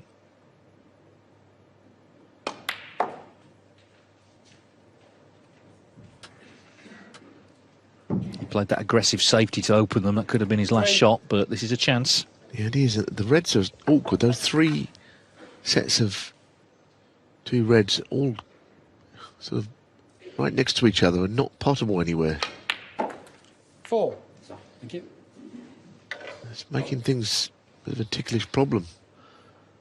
I don't think they're a plant. I mean, we saw it a few times. I'd be surprised. Ronnie didn't have any interest in trying to make them into a plant. It's a little tricky, this table. Maybe you could move the 2 reds here. I think he tried to. I don't see what else he could have played. 11.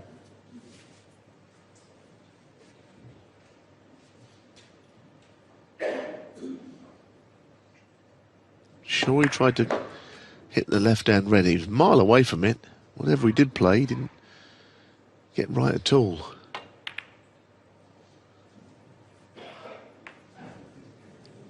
Ali Carter, 11.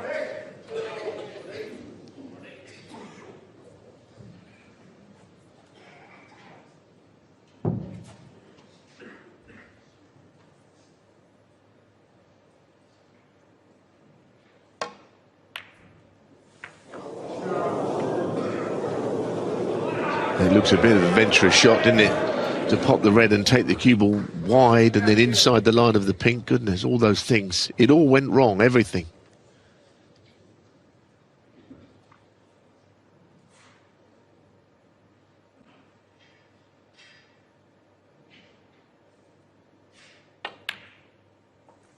One. Well, there's still the issue, I guess, of those 2 reds, but this is another chance immediately for Carter, and suddenly that composure that we saw earlier from O'Sullivan has just slightly gone walkabout. Yeah, you're right, but there are fewer problems with this visit than the previous.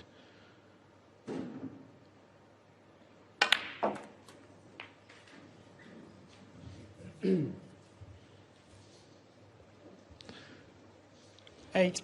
On his last shot, I mean, he knows he's still thinking about it. It was a bit like 1 or 2 of the shots we saw this afternoon where he just took slightly too much of a risk, even for him.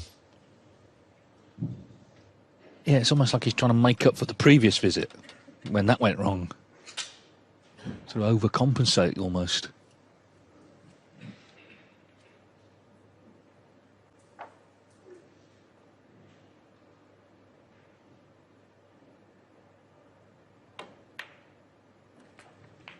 Nine.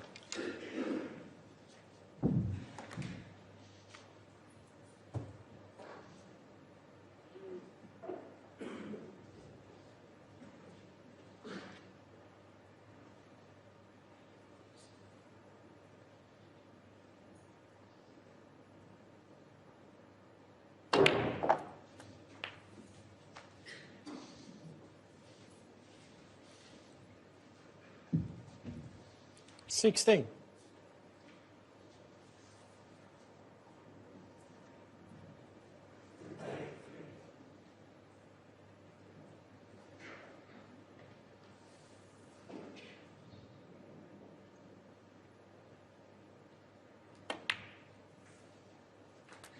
Seventeen.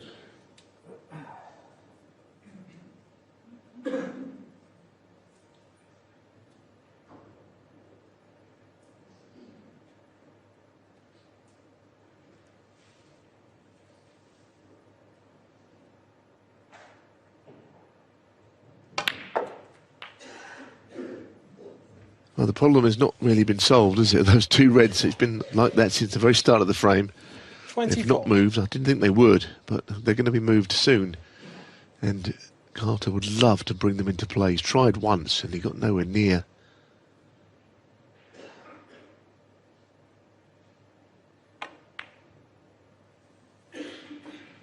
$25.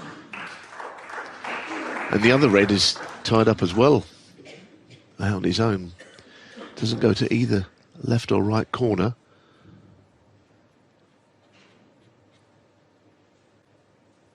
Oh, this is straight. He's got to power this in.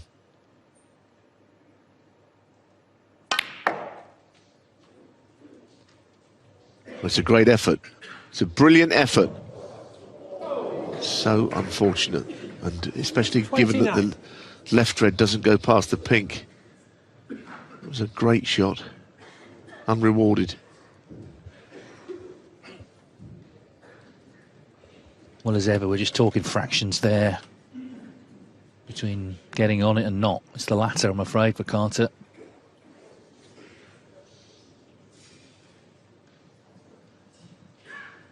It's a swerve, bordering on a masse, I think, round that first red.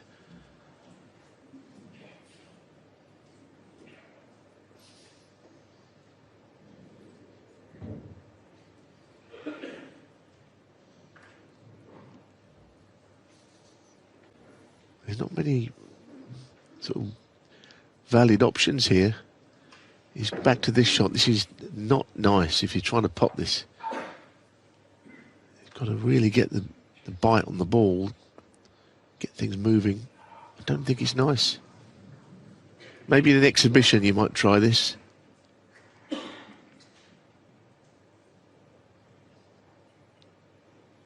Wonder, could he consider the left-hand red up into the yellow pocket? It's the only thing I can think of he could conceivably play if it's a pot. Can't see another shot.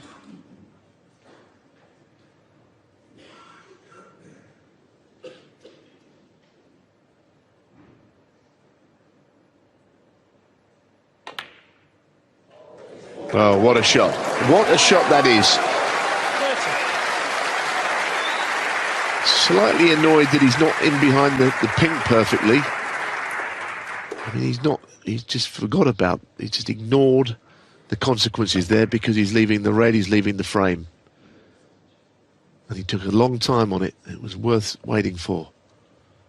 Yeah, tremendous cuts. He's always leaving the red on to right corner, so he absolutely had to get it.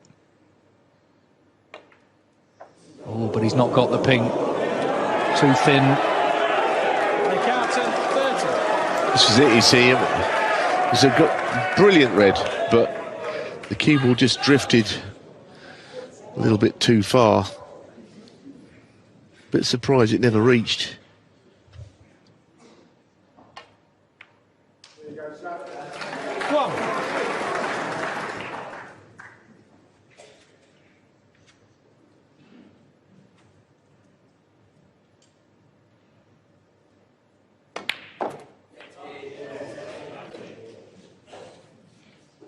Agonisingly, that cue ball has just gone far enough, I think.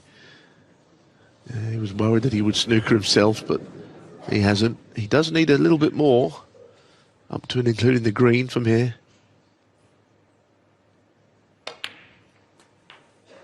Nine. Well, it shouldn't be a problem, but you know, this is a very tense passage of play.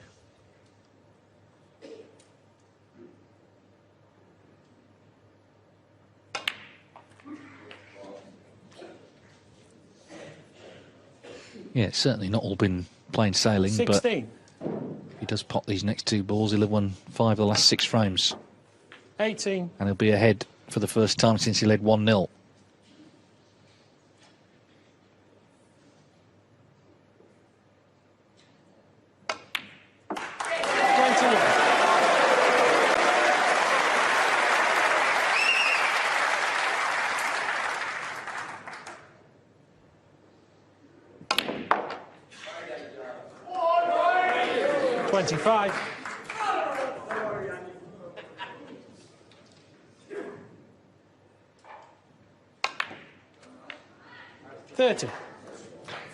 So, Ronnie O'Sullivan is 2 away. Next one is huge, isn't it? If he gets to 9, then Carter 36. Bang under it. He had his chance there, just couldn't quite. Well, he didn't get on the pink as he would have liked. He couldn't quite pot it. If he had done, surely that was his frame.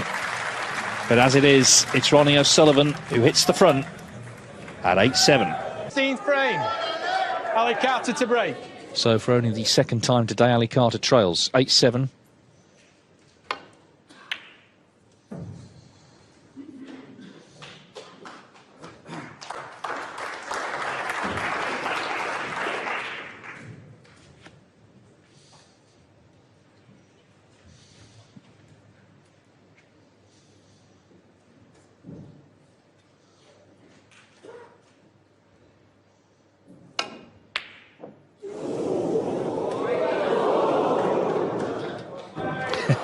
The crowd living every moment of this.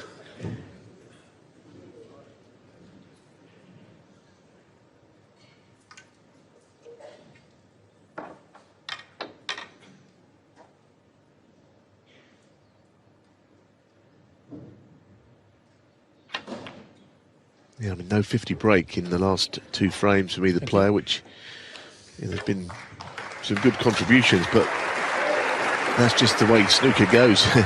The closer to the winning line, sometimes the really big breaks can dry up and the drama cranks up. See all those centuries earlier on.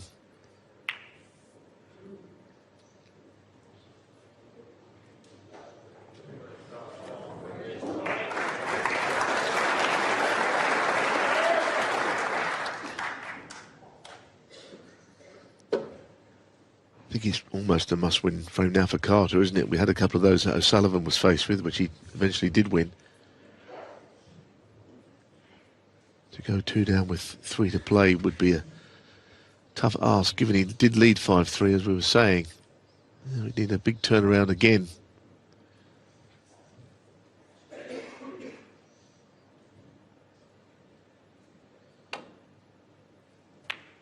No, double kiss just avoided. He was worried about it.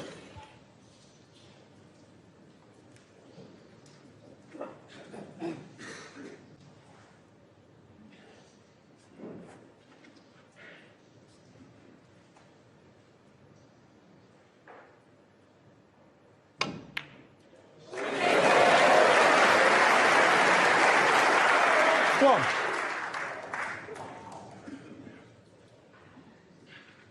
Good pot, no reward. Not much you can do with this, really. If you roll up behind green, you know, the bunch is so tight, that's not going to do a lot.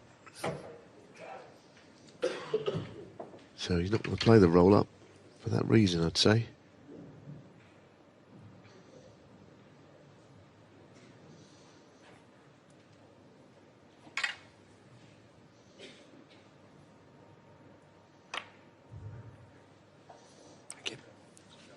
RonnieO'Sullivan 1.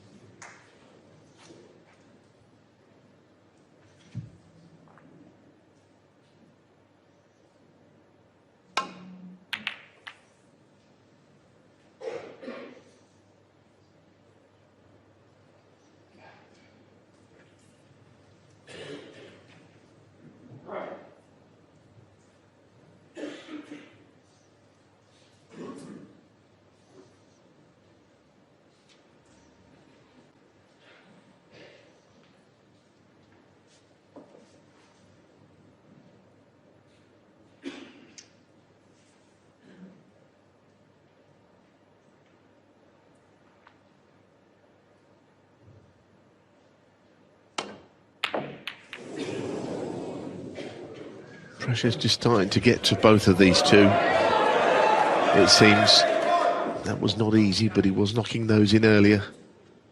You can do it, Ronnie.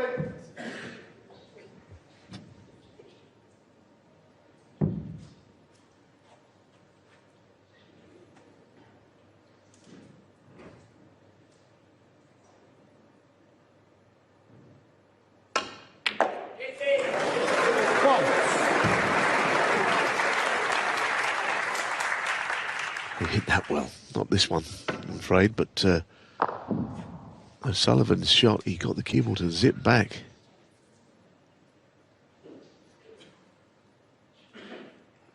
He really took the cue ball out of that little left corner of the table with that red in O'Sullivan.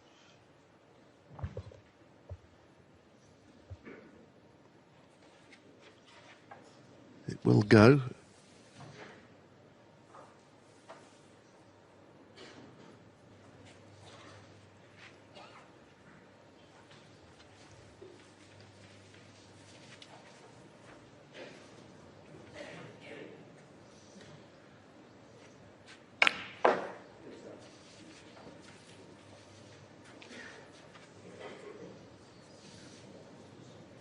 Again, it's typical O'Sullivan. He gets that cue ball into a great area where we've got a choice of, well, in this case, about 4 or 5 reds.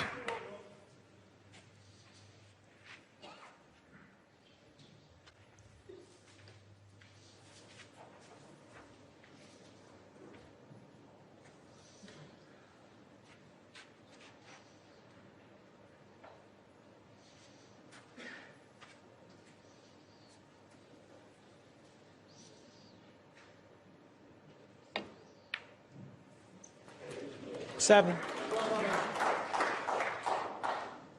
So the balance of power has definitely shifted towards him. And I was just thinking, you know, we've seen the blood, sweat and tears you need to win one of these titles. Ali Carter's put everything into this. At the moment, he's just struggling a bit. Ronnie O'Sullivan, he's won 7 Worlds, 8 UKs, and he's looking to win an 8th Masters. Incredible. 14. Just the mental effort needed. Never mind the skill. The composure, the temperament needed. Remarkable.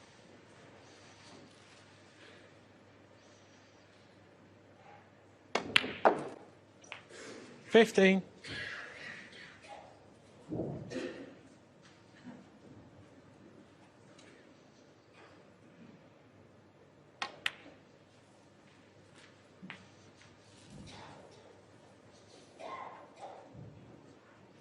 $22. 23.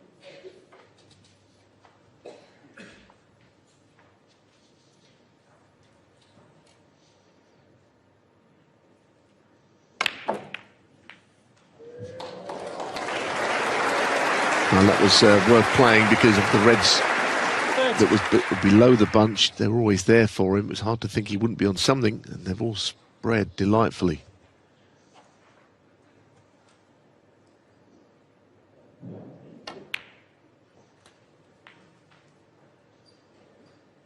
$31.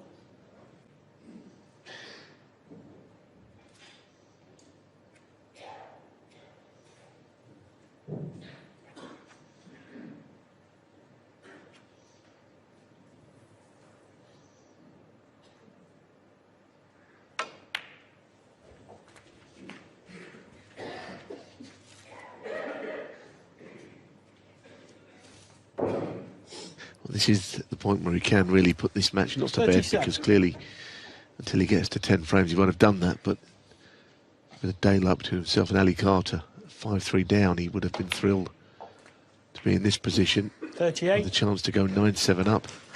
It's a big turnaround. Well, he sort of chanced his arm this afternoon, didn't he? Wanted to see, I think, how Carter would respond.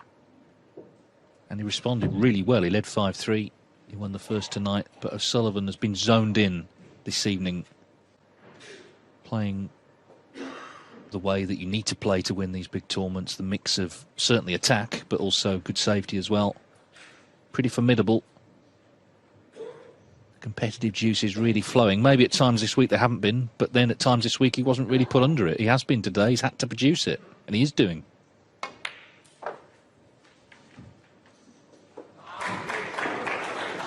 Now, as he pushed that red in front of the one he wants to play, he's looking closely at it. It's a tight one, isn't it? He might think that the other red is the option. It's very close. Looking from that angle, he might be lured into playing it in behind the pocket.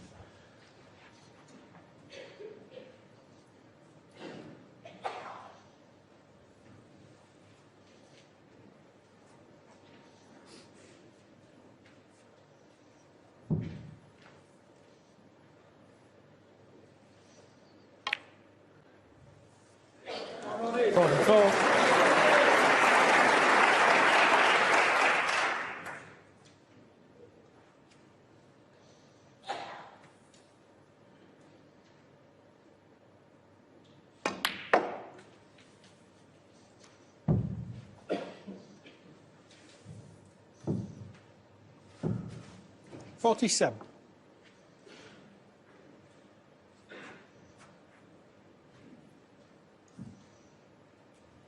Well, once again, he's just finished in between about 3 reds.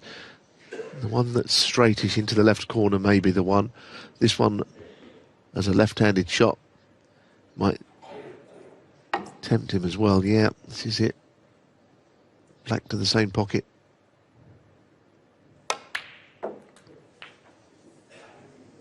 .48. He's chiseling out another frame here without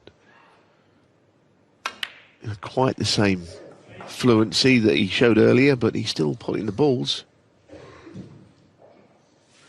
55.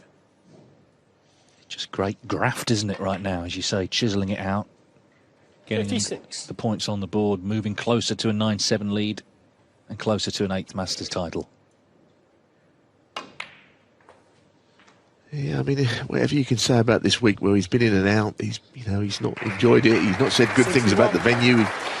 He hasn't been seemingly quite as disciplined, but it's safe to say that, on the balance of the play tonight, he's rolled his sleeves up, hasn't he, against an opponent in brilliant form. Yeah, and credit to Carter for pushing him. Of course, it's not over yet. 67. Ronnie O'Sullivan, when the question was asked today, found the answers, or he has done up to now anyway. 68. Well, there's the answer. He refused that red because he wasn't sure it went, but now he found out that it flew in. I don't think Carter will give up. It's not in his nature. Someone thinks he's already won, 73. But there's another frame still to be collected. I think he'll raise the roof if he does 74. Win, I think. And we've seen here how much he wants to win. Make no mistake, if he had wanted to walk away from snooker, if he didn't like snooker, he could have done. At several times, he's still here. He's still here 30 years on, 81. Entertaining everybody. And more importantly than that, 82. Still winning.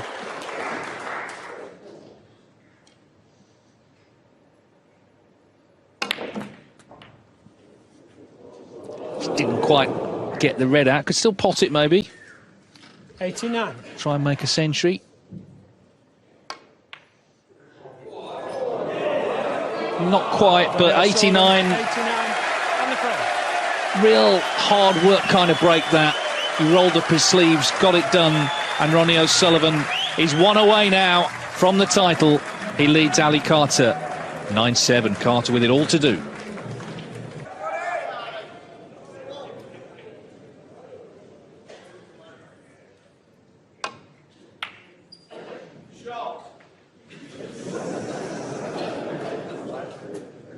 Well, the crowd enjoying themselves, but again, players need a bit of hush to concentrate. O'Sullivan looking for one more frame. Ali Carter trying to pile pressure on, make this closer.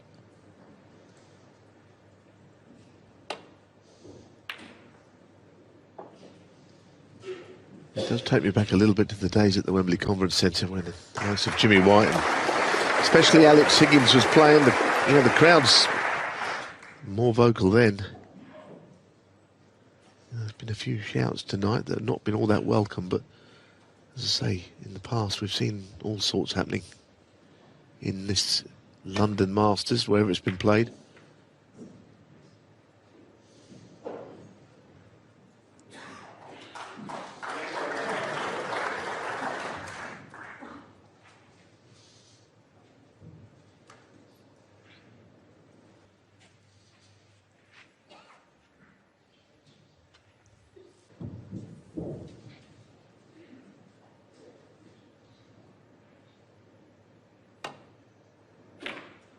I mean, when Alex Higgins beat Steve Davis at the Conference Centre, there was a crowd invasion. There was people out there all around the table when Higgins celebrated the win. It wasn't the final either. It was just one of the early rounds.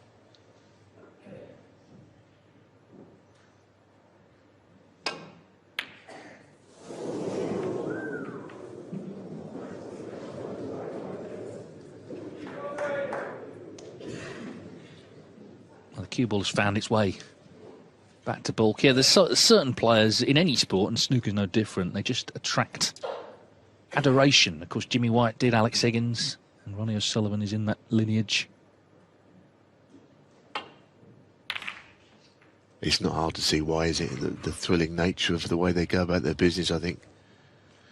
Absolutely. I think And a lot of people here will play snooker maybe socially, but you'd like to see people do something that you know you can't do. If you live to be 300, you couldn't play the way that those guys do.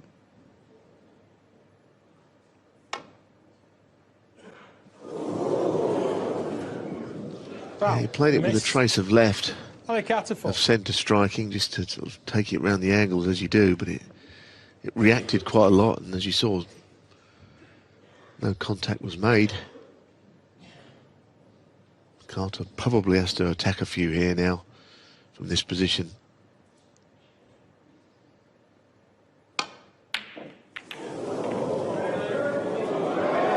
Well, has O'Sullivan broken him? That's the question.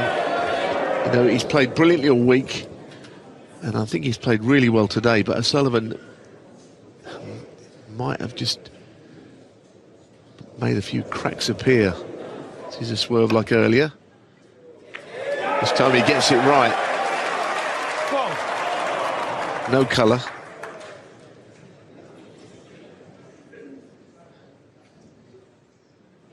So no real damage done. He nominates green.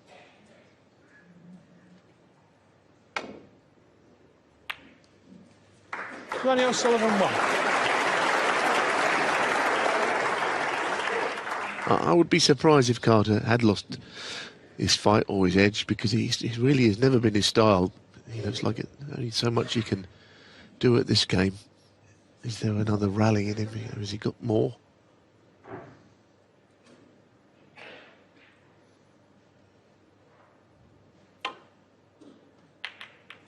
Right now, the answer may not be in the positive.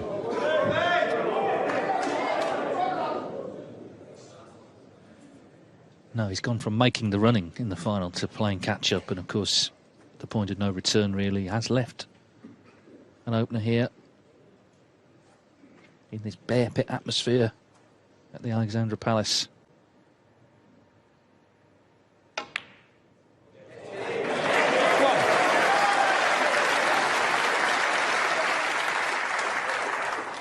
Remember, 17-1 on the personal head-to-head to O'Sullivan coming in.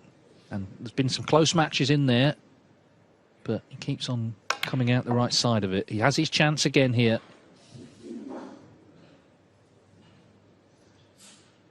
Three.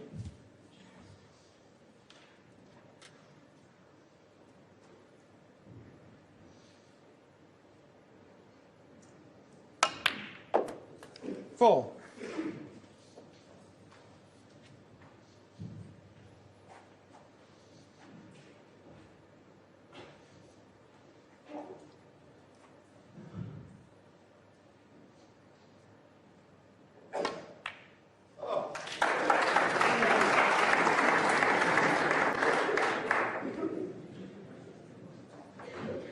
Well, obviously the red by the black was the one he was honing in on.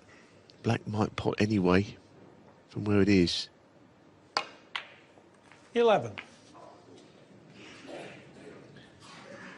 I don't think he could have got any straighter than that, playing it left-handed with sort of holding drag.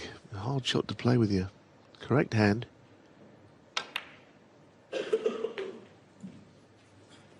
So now he can see the winning line somewhere, not 18. Right there yet, but it's looming.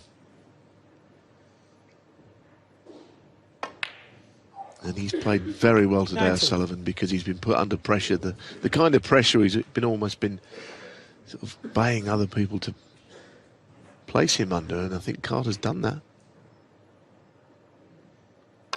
It's the best performance I've seen from O'Sullivan for a while. He played great in the UK, but final. But overall, maybe today, 24. been even better.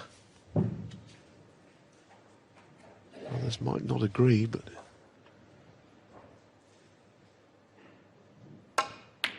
seems to know 25. the matches to really focus on.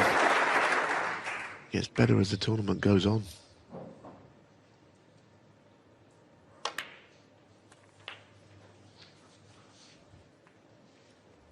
Well, building a useful lead here.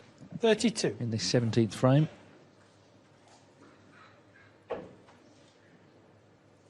looked completely zoned in tonight.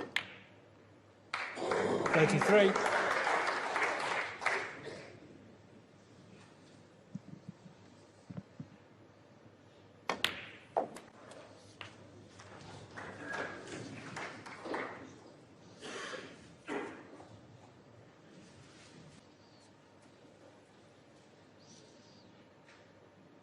$39.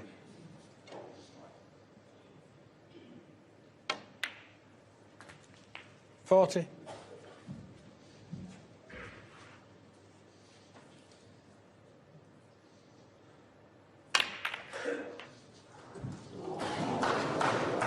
Now this time he just screws in and out of the bunch. Almost wanted to stun them a little 47. more, which means he's lost the cue ball. But there's, I think, a red that goes to left middle.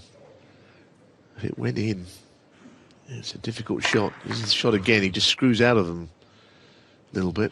I was going to say it might have been match ball. RonnieO'Sullivan, 47. Wasn't easy.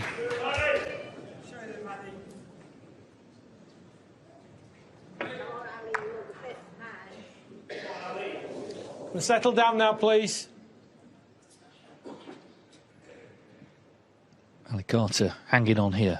9-7 down, 44 behind.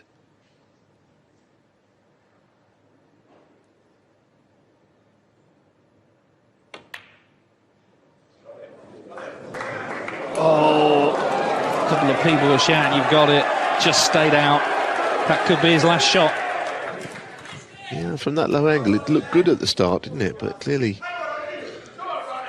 that part of the pocket is not the right one. Yeah, this shot, surely if this goes in, then O'Sullivan is almost there. Hard to think, realistically, that Carter would come back to the table with a live chance from this position. This is where we can close out this Masters. Well, he's just an extraordinary character, isn't he, in our sport? 8.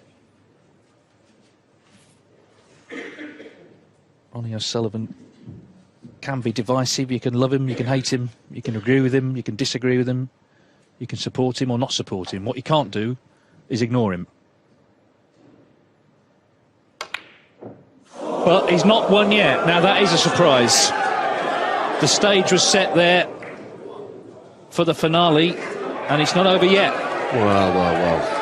Can you believe that? He seemed a bit hesitant, didn't he? He looked at another shot.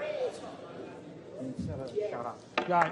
Can you keep your voice down, please? Thank you. Otherwise, you will have to go. Thank you.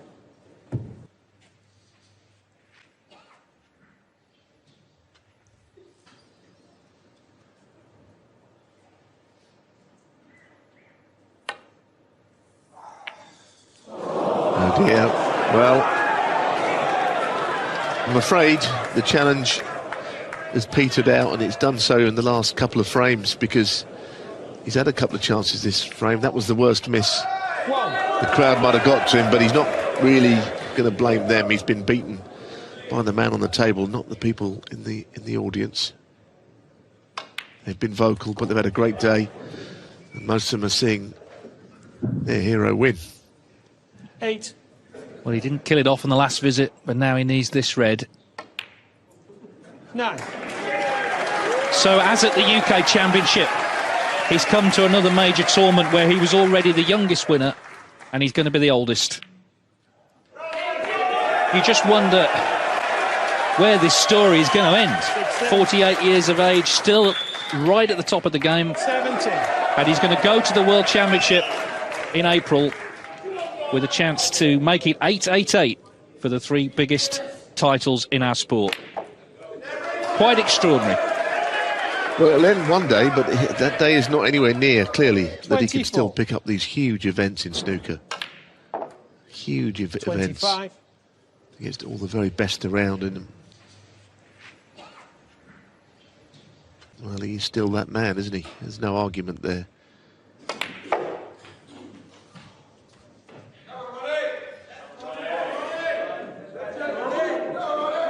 30. Settle down now, please.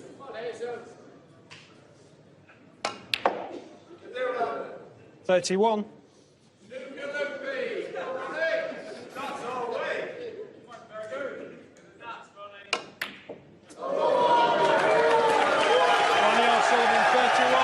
For an 8th time, Ronnie O'Sullivan is the master. Ali Carter put him under pressure. He led 6-3. Once again, the great man responded. Ronnie O'Sullivan, the champion at Alexandra Palace. 10 frames to 7.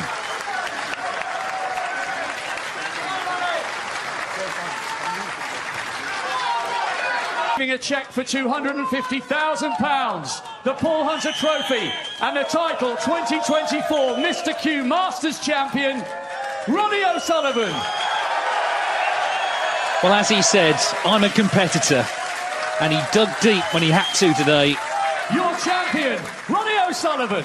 As he collects the Paul Hunter Trophy, the £250,000 first prize, and his crown for the 8th time Masters champion.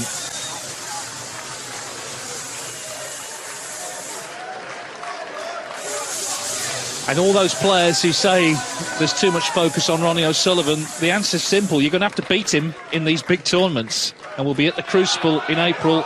He has the chance to complete the Triple Crown in a single season. Who's going to stop him? Nobody did this week at Alexandra Palace. So Ronnie O'Sullivan then in 2024, once again for the 8th time, is the Masters champion.